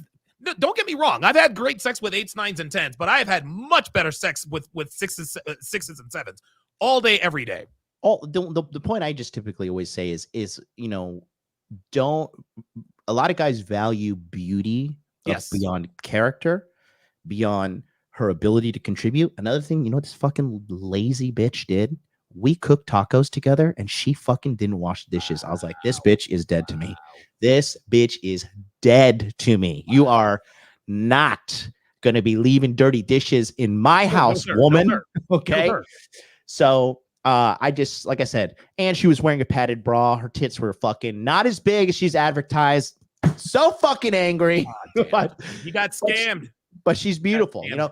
But sexual chemistry, in my opinion, is way better than beauty. Way better than beauty. Because when you're having that fire sex and you're both like, oh my God, you know, coming, orgasming at the same time and shit, you can't take that away. Because that is a big part of a foundation of a good relationship is good sex. I know a lot of people don't really realize that. It's not everything, but it's a big part. It is a big part. It's definitely a big part. And I think what you just described, I think, you know, doing what you want, that's masculinity, John. That's masculinity. All masculinity is doing and saying what you want to do and say. Yes. That's it. I mean, you know, if you want to know how to be masculine around a woman, just be honest. Just be honest. Be honest with women. Be honest and intentional. I mean, because when women can see that you're not afraid to be honest around them, they are naturally attracted to you. maybe, and here's the thing. Your honesty might not be as attractive as another guy's honesty. This is why we have girls with types and, you know, and this and that and the third. But women admire men who are unabashedly honest, and they admire and respect men who are honest, even when they know it's not fashionable to be honest. This is why women don't respect men who are afraid of them. They understand, they recognize that when a man is talking, men have certain filters around women. No. Masculinity is being filterless around women because you're not really worried about what she thinks or says. No, exactly. Like, and you know, for me too, and I think you've cultivated this as well. I'm so confident now that I'm like, if a girl wants to leave, I'm like, bye. Good luck. It is what it is. Good. Guys like me are just growing on trees everywhere. You will replace me. I assure you. You'll despite the 99% of the people that are not like me. You go, girl. There you go. You do you. You do you. Let me catch up on some super chats and we'll do some final thoughts here. All right. Kyle 2020, no scented soap. Don't you want to be like Dick? I call him Dick Pooper. That's Rich. Oh, Pooper. yes. Sam Stark 499. Happy to catch you this evening. Thank you, Don and MLD, for helping me over the years. Doing my best daily to keep on moving and paying it forward. You're doing a great job. Keep it forward. Justin Consciousness sends another super chat. Thank you so much, brother. Says MLD is cooking. Phoenix Light Gaming. Donovan Sharpe, you and MLD got to do a show together on FNF. I know you'll have a blast. It's going to be a fun episode. Been a while since you're in the same room. Hey, I'm down. Yeah, let's do it. Let's do it, man. Why not? Aaron, $2 super chats. Thanks, Donovan, for changing Necka Rose's life. All right. David Jones, my good friend here. This guy messages me every day. He says he messages me on Instagram like every day, and he's a good guy. By 2050 in America, the majority of urban women and gays will become default Marxists. They'll be old, lonely, and bitter. They'll support a centralized government to take care of them. I'm gay and see it coming. So there you go. Okay, very good. David Jones says, David Jones. Her naughty places taste like coconut. Damn, it must have tasted like fresh coconut plucked from the palm tree. Bro, listen, that was a pleasant surprise, you know. And another, let me add on to that in a second. And extra guac. Let's fucking go epic tandem. Well, talking about the coconut pussy, right? Yeah. You know, she came on this date and she was just like, "Well, I wasn't expecting to have sex." Okay. Oh, of course you were. Bro, Take my money. Bro, that pussy was freshly shaved. Okay. Wow. Like you didn't even feel the stubble down there, did you? Dude, nothing. Wow. Nothing. Like I hit my fucking face with a fucking straight razor. Like just look against the grain, John. Like not against the grain. Oh, Jesus. And then you know, fucking yeah, and that coconut lotion or whatever what was on her vagina was, oh my god, Jesus Christ, John. I remember Patrice O'Neal one time said, 20-year-old's pussy smells like hope. yeah. It was, he said 19-year-old woman pussy tastes like hope. That's what it was. He's like, tastes right. Like hope. Gary sends in a super chat. He says $5 super chat. Hey MLD, what do you think of Coach Greg Adams paying for sex from women on seeking arrangement? That's stupid. He doesn't. Has that been proven? Like, I just say this. I believe I have no idea what he's talking about.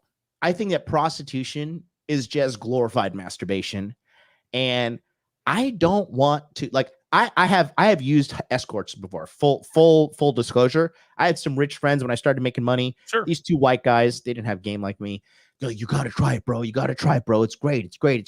So I like hit up some Japanese fucking like escort service because that's totally legal here in Japan. Right. And I was just like, yeah, like send me some of these hookers, whatever. Okay. I don't know. I like I said it earlier on a stream this week. I like to catch my pussy in the wild and domesticate it. You know, I'm like, catch this wild pussy. I'm like, no, stop those bad habits. Wash this fucking dishes. Trying to wrangle a bit. Whoa, fold that laundry. Pick up my dog's poop. You know. Oh my god. That's right. That's the thrill it gets from it. Like it's like hunting tranquilized animals. You know, it's like yeah. That's what the game ends up being. And it is so weird, man. And I know that this concept seems foreign to most men, but at some point you really do get tired of chasing girls. I don't know. Like I can't accurately describe the feeling, but I think the way you did it, it's like hunting tranquilized animals. It's just too easy. Yeah. It's not only that it's too easy. It got to be boringly predictable too. It's like when I know what a girl's gonna say when she says it, this and that and the third, I'm just like, ay. Like I just need out. But whatever the case may be, sorry about that. No, I mean it's a valid point, but I will say this because I'll tell you something. So I live in Asia, right? Yeah, and there's a lot of pay for play in third world countries like the Philippines and Bangkok, Thailand, right? And when you consistently pay for pussy, what it does, it really starts to brainwash you, and you start to think all sex is just this cold transactional thing, you know, and it damages men. It damages them from having loving, happy, healthy relationships. Like, you know, like I admire the fact that you're happy in a healthy relationship, Don. Like, you know, listen, Ryan Stone's fucking wife made him get the vaccine, bro. That is fucking sorry. Wow. But I mean, whatever. She lets him play Lego video games or whatever the fuck his shit he does. I don't have a problem with Ryan. I don't have a problem with Ryan Stone. I don't either. But I'm just saying. I mean, it's hard for me to respect someone whose wife makes them get the vaccine. Okay, fair enough. Oh, okay. So you were making a reference to me, like the fact that you know. Yeah, you, in my opinion. Yeah. You are a strong masculine leader. Yeah. And I have seen you and Devin interact in real life. Yes. Devin, and on top of it, a lot of people don't realize Devin is a very, very, very smart woman. She is no fucking dummy. Yeah. She's not some dumb idiot that's like, the big black man is controlling me because I'm just a fucking dummy. Like, this woman is smart. If she wanted to up and leave and go and do something, she could easily. She could. Okay. She's not some fucking dummy. And I'm just like, there's not a lot of people in the manosphere who are in happy, healthy relationships. Like the whole time I had my shit going on, you know, I was with Miss MLD from the moment I was. And, you know, she knew, but she didn't want to admit what was going on. Sure. But she knew what was going on. And and another thing is, from day one, when I first met her and we were about to have sex and I realized that she was a good, pure, innocent girl, I was just like, honestly, I'm a piece of shit. You probably shouldn't do this. Dead ass. She was naked in my bed. Because at that point, I realized like she was just, because I was the third guy she's ever slept with. Right. And I'm the only foreigner she's ever slept with. Oh, boy. And I just realized like she was just super innocent. And I'm telling you, she was butt naked in my bed. And I was just like, oh, my God, I'm about to corrupt this girl. Yeah. And I was just like, look, I'm sorry. Because I was like, I thought you were a bad girl. Because she dressed like sexy and shit. She had highlights in her hair and she would always dress sexy and stuff. Sure. Her hobby was just fashion. And I was just like, look, I'm a piece of shit. Like, you probably shouldn't do this. And she put her clothes back on. And I remember I fucking called this 19-year-old fucking whore. And I was like, hey, bitch, get over here. Get over here. Yeah. Get over here. And then as soon as Miss MLD left, this other hottie was like sucking my dick. And I was, you know, raw dogging her and having a good old time. But after that, I went back to America, and Miss MLD literally texted me every single day from March until December, where she decided to come to America. And we had a 9-month text message relationship. And I know everybody's like, oh, MLD's a beta. She was out there sucking a million dicks. Like, no, dude, not all women are whores, guys. Get your fucking head out of the gutter. Maybe your life will be better. She's Japanese too, so. Yeah, I mean, no, they're Japanese hoes out here for sure. Oh, but, sure, of course. But she's not one of them. She's from the countryside. Countryside Japanese girls are some of the best girls on the planet, bro. Okay. And you know, and she had all the green flags. Loves her dad. Dad took her camping. Respects her dad. And your life was good, was it not? When she goes to vote, she's like, Dad, who do I vote for? He's like, vote for this. And she's like, got it. And she goes and votes for him. She's an angel of a girl. And, you know, after like 9 months, then she came to America and like, you know, I picked her up from the airport, took her home, and immediately we had sex, you know, but it was after, you know, 9 months of us building that relationship. And then, I will always love her. I will always have a soft spot in my heart. You know, we ended things, and it is what it is. No animosity and stuff. Good. But without, I think, and I will even go as far and say this for you.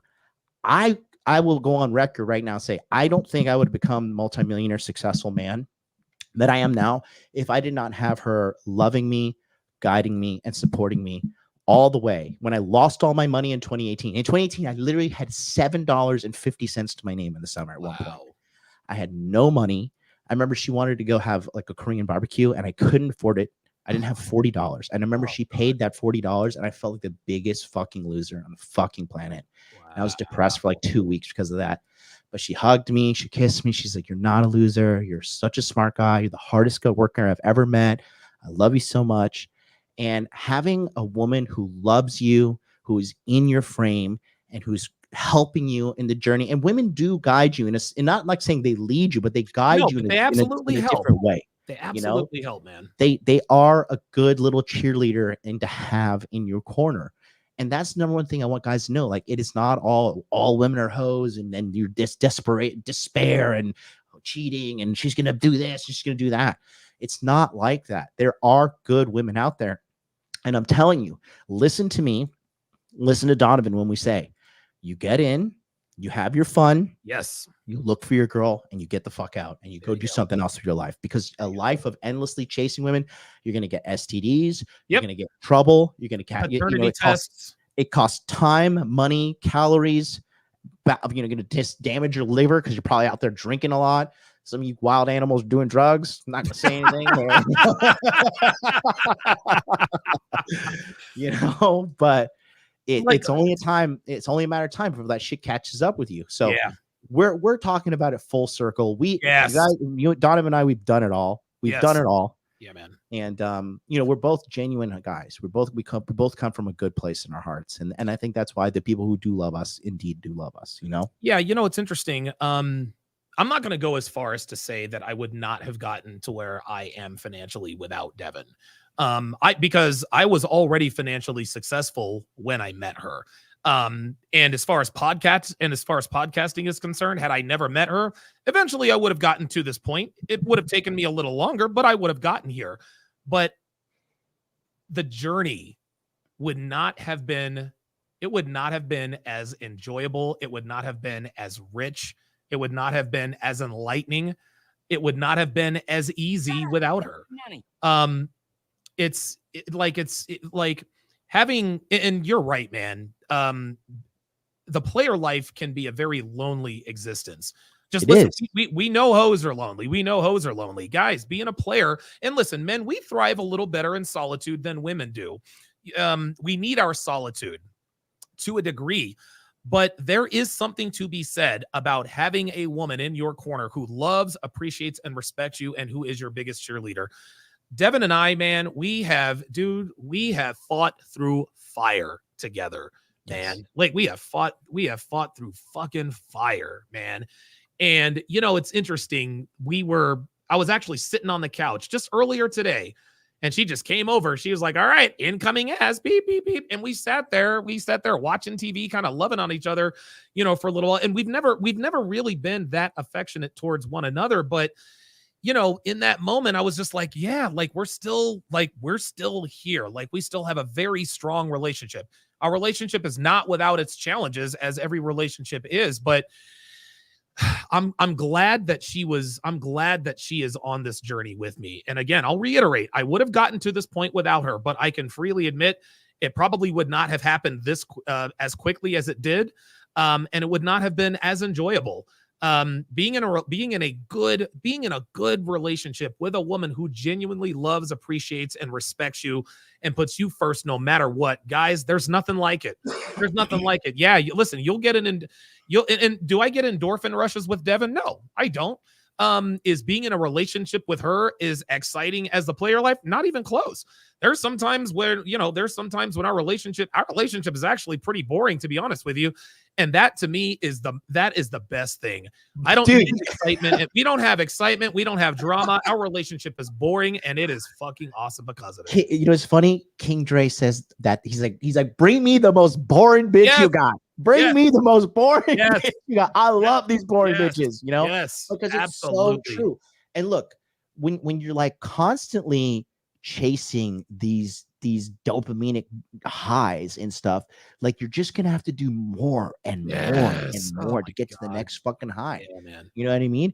So again, like no, and the thing is this too, right? I'll just speak for myself, right? Okay. So when you're in a relationship with a good girl, she's the chicken and broccoli. Every night I'm having chicken broccoli rice, chicken broccoli rice. And guess what? You can have a great life. That's right. When you're out womanizing, you're eating junk food every single fucking day. All the time. Every fucking day. And it's cool. You can do it for a while and sustain, but eventually you're going to die like the fucking Super Size Me documentary guy. Morgan Spurlock, right. He died. He died for the fucking his body. Unbelievable. Yeah, you're right. You're right. You know, he got fucking cancer and died, you know? God, so terrible. And you're like, it depends, you know, and this is more controversial, but I think that, you know, the happiest guys are the guys who have a steady relationship. Yep. And they get a little side pussy on here and there, and the guys are fucking, you know, the girls are okay with it. You know, it takes few and far between kind of girl. That's why most guys do it in secret. But I think honestly, it's an uncomfortable truth. It's uncomfortable reality. Now, can you be faithful and monogamous? You can. But some other guys you can't. But I think that's a sustainable method as well. You know, I mean, you're not a bad person. It's like mistresses and shit have been happening since the dawn of civilization. There's nothing new to the fucking sun here with that. Right. But ultimately, I see, you know, I see like sick people, like, you know, like our favorite loser in Brazil. I'm not going to say his name because he might fucking try to sue me again. Right. But you know, this guy has gotten to the point that he's fucking transsexuals. And I'll tell you why. It's because he's so degenerate. And he's just constantly, you know, bragging about his body count and shit. And that guy, I guarantee, has fucking herpes and other shit, bro. Oh, wow. And I can guarantee you something else. For this loser in Brazil, this dude is not happy. Like he's dude, he's miserable. Guys, listen. And I can't believe I'm saying this, man. Well, actually, to a degree. We all know that sex affects men and women very, very differently. Girls, at some point, they become broken by sex. Guys, it can happen to men too. Yes. It takes us a lot more bodies and takes us a lot more time, but you will get to the point to where if you sleep with enough women, your mind is really kind of warped and you don't really know how to love. Like, dude, Rocco Siffredi, famous porn star, he slept with like 40,000 women. Even now, he's having bouts of depression and thoughts, and reported thoughts of suicide and just, you know, unrelenting thoughts. Like, and he's Rocco Siffredi. He's banged thousands upon thousands of hot women. It's not what we're supposed to be doing long term. Just like you said, can a man? Now, I will say this. As a man, you can absolutely be happy by yourself. You don't have to be like you don't need a woman in this day and age to be happy. There are a lot of men who don't have women in their lives who live full, fulfilling, enriching lives. I'm telling you from my personal experience, just having lived it both ways, my life is so much better now that I'm in a relationship than I ever was as single. Had a lot of fun, a lot of crazy nights. You know, I had a lot of regrets, but I don't regret anything if that makes any sense. But it's just like you said, man, and listen, if a relationship isn't for you, it isn't for you. But I'm telling you right now, and I agree with you, John, the happiest people in the world are people who have meaningful relationships with persons of the opposite sex. And I know that's taboo to say that here in the Manosphere, but it's true. I'm here to let you guys know. I'm living the fucking dream, dude. And here's another thing, John. Rolo and I, as far as I know, we're one of only 2 content creators who actually entered the YouTube space in the same relationships that we are currently in. Right? Like I've been preaching this red pill truth while in a relationship. That is not easy to do, man. That's not easy to do, but I fucking did it. I told you guys, stay away from these hoes. Don't date. Dude, I told you guys who to date, who not to date, who to marry, who not to marry. Dude, I've done all of this. While in the same relationship that I've been in. And I think that's really what's given me the result, John, because just to go back to the original statement that started all this, there is nothing like having a woman in your life who is your cheerleader. You were happiest when you had Miss MLD. You know what I mean? Troy Francis is now in a relationship. You talked him into going back to, you know, he broke up with her. You said, you know, for a stupid reason. Very stupid. I'm not telling you guys that you absolutely have to have a woman to be happy. Please believe you don't need a woman to be happy. I'm just telling you from my experience, man, being in a relationship of consequence with a woman who loves and respects and appreciates you guys, that beats the player life 10 times out of 10. That's just my personal experience, man. No, and when you talk about LTRs too, and this is, I'm gonna do an episode on this, right? But I had this revelation the other day. When you have an LTR, I realized that stands for 3 things you need to have a relationship: love, trust, and respect. Wow. That's the 3 components of LTR. Wow. Love, trust, and respect. You need love, trust, and respect. That's the first one here. You've seen on the Modern Life Dating channel. Get ready for everybody to say that. You heard it here first, man. Holy shit, man. But it's so important. And that's why, and you know, it's funny, Donovan, because like I have a girl now. You know what I'm talking about. And I'm gonna be 39 in December. Boy. And I'm kind of like might be hanging up the gloves here soon. No, John, say it ain't so. Well, I mean, what am I gonna do? I'm gonna be like, 45, like, hey guys, let's go pick up girls. Like, no, I want to be a real estate mogul, Look, I remember when Roosh was on his way out of the game. I remember he said, I don't want to be fucking 60 years old at the mall asking girls where the pet shop is. You know what I mean? Yeah. It's like at some point you got to get out of the game. Yeah, and it's healthy. It's nothing wrong with that, right? And another thing too, I think being consistently in the dating space, right? When you're consistently out here dating and stuff like that. Let me see if my iPad's. I want to draw something. Okay, it's dead. It's fucking dead. Let me see if I can draw it real quick on the side here. But when you're in the game, you're out here in the game, right?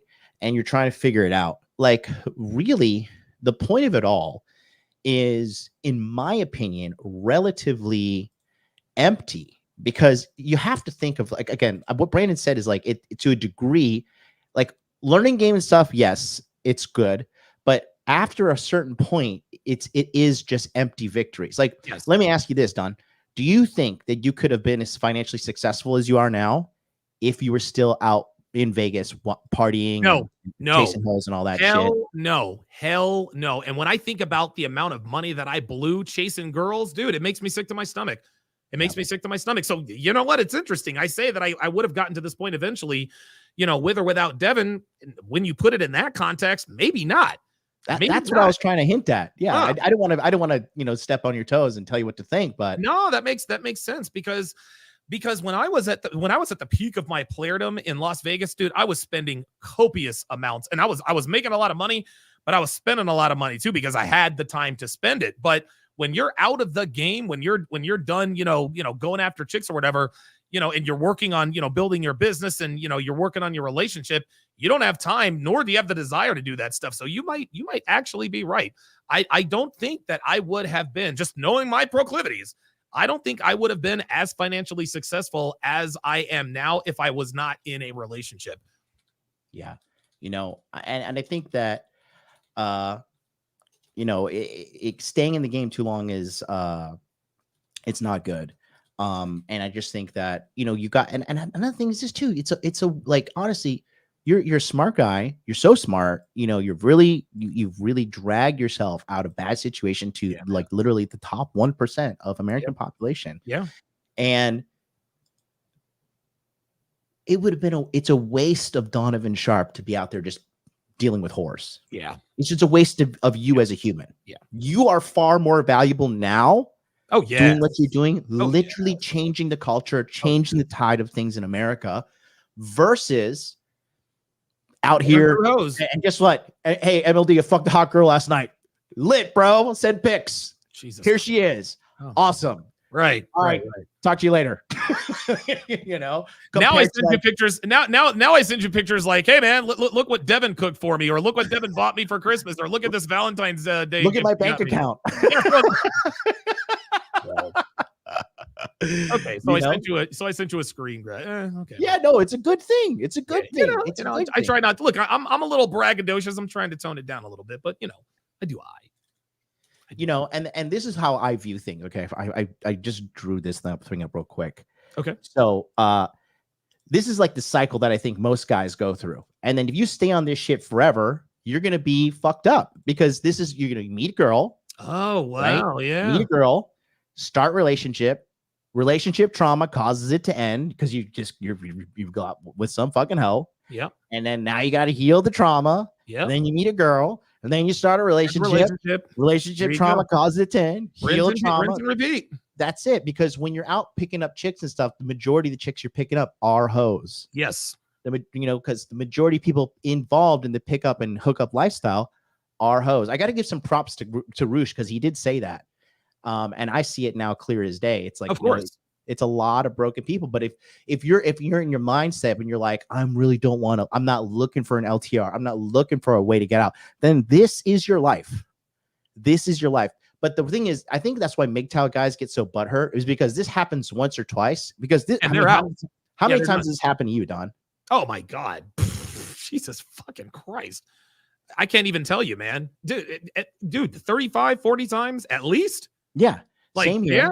This happened plenty of times to me. I mean, I've gotten relationships that they've hurt my feelings to the point that I've cried. And like, dude, absolutely. I've cried over girls before. You better and I think it is what it is. And I think the reason I'm going to be so transparently honest with this is because I just think that, because another thing that pisses me off too is like when people like Rich or even like, honestly, Rolo said this one time. I was like, Rolo, come on, bro. He's like, me and my wife have never had a fight in 24 years. It's like, Rolo, come on, bro. Like, I'm sorry. Donovan, you and I have had disagreements before. Everybody fucking has disagreements. Of course. I'm sorry. This painting yourself as like the big perfect guy. And Andrew Tate did that too. Andrew Tate's like, I'm the fucking top G. No woman will pull it over on me. I'm the fucking best one ever. And how does he enslaved now by the Romanian government? Because a fucking chick finessed him. And he didn't screen this chick correctly. So everybody has these traumas and stuff in relationships. But the thing is, we talk about our L's, John. Yes, you have to. It's detrimental to your audience that you don't. If you constantly paint this picture of you being the most perfect, impervious guy, guess what? You're just hurting more people than you are helping them. You're setting an impossible standard that people are going to try and achieve, and they're going to constantly fail, and they're going to be like, "What's wrong with me? What's wrong with me?" Then they go black pill. Then they go MGTOW. Then they give up. Right? Like, honestly, Rich talks about like, I left the Manoswamp. And his whole channel is like, here's top reasons she's a whore. Here's top reasons she's cheating. Complain. And it's just like, bro, you are a fucking rainbow F word. You are a rainbow F word, bro. Thank you. I appreciate that. I appreciate that. Thank you. Very much. And that's the thing. So the thing with this is inevitably going to happen to you guys if you're out here on the game. But you have to understand that there is another thing when you have a relationship and and here's the thing, it's going to take time and experience, but from here, that's where you find a good girl, right? And then when you find a good girl, and that's the thing, when you find a good girl, you have to leave the hoes behind, bros. Yes. You have to you have to make a choice. Yep. Okay. And guess what? For all you guys trying to say like, oh, I just cheat, I'm settling. Motherfucker, everybody settles. You're not that great. Let me tell you something, bro. My girl's settling for me.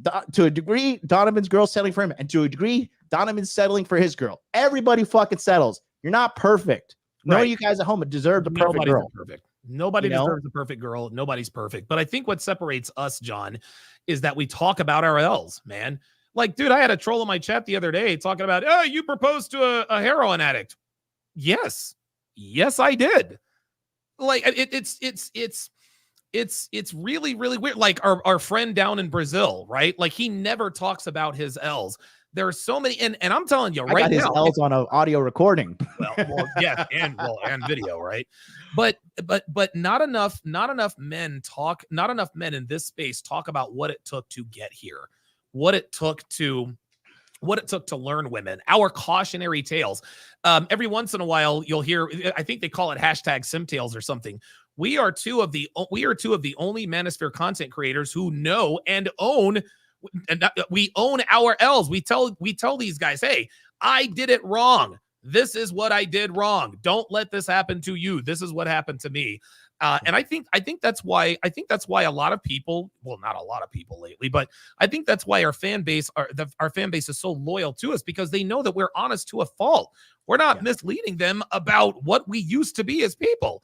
Yes. Like, we used to be a couple of fucking losers, man. And a lot of people would argue that we still are a couple of fucking losers. But the point is, man, is that we talk about and we own our L's. We didn't come out of the womb, the smoothest nigga on the block or Casanova. No, man, we have had our hearts broken by many, many, many women. We've been broke. We've been frustrated by women. We've been used by women. We've been cheated on by women. We've been cheated with women, cheated on with women. Like, it wasn't easy to get to this point, but I like the fact that we are honest with our audiences when we talk about the fact that, yeah, we've made these mistakes with women. We're the only ones who really own our L's, man. And again, that's for me in this channel. It's always been about being 1,000% real, 1,000% transparent, because I could sit on here and be like, hey guys, welcome to Modern Life Dating. I'm going to be a nice little rainbow F word and being and like give you a fake message, but that is just not going to help you. And another thing is this, to a degree, I think to a degree right now, because we have entered this age of like streamers like I Show Speed and Kai Cenat, like almost burning down their apartment, like screaming like, these reaction streamers. That shit, like, it takes intelligence and patience to sit down and watch us. Yes, but you're not going to learn any other way. No. You want this quick dopamine hit? Good luck, because guess what? If you would have figured it out, you would have. If you could do it, you could do it, but you can't. Right. So sit down, shut the fuck up, get a notepad, and I'm going to teach you, because we didn't learn this shit overnight. How many years did it take you to master the game? Oh my God, dude. Shit. I mean, dude, nobody really well, in terms of the game itself, dude, nobody really masters the game. You just get better at it, but it took me, like, dude, to really, really get up and running. It took me a good 3.5 years to get really good with women. And along the way, dude, I fell and skinned my knees many, many, many times over. It takes a while, man. It really does. Yep. So, that's just my 2 cents on this. I'm going to read these super chats and we wrap it up. We've been going for 2 hours. I don't want to keep you too long. Okay. Real quick.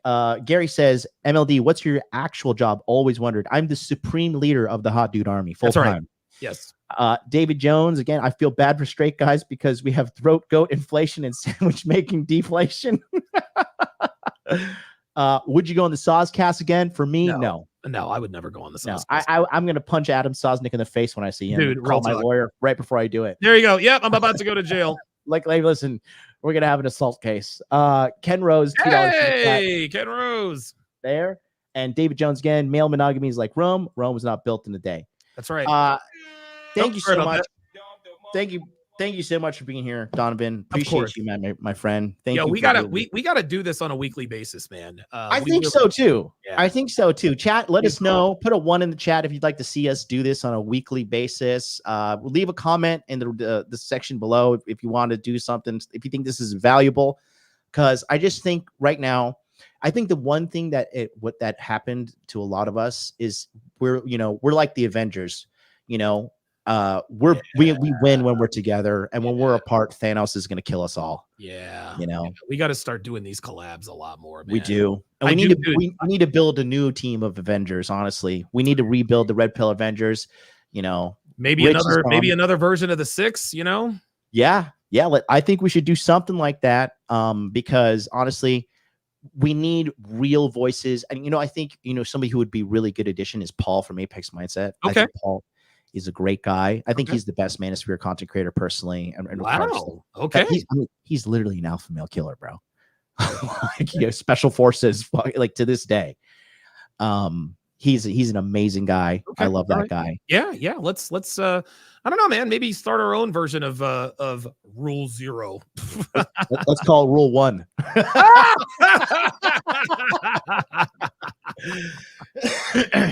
Rule 1, man. Oh my God, Leary, yeah. Nate Dogg said MLD on the 6 would be great. God, the 6, dude.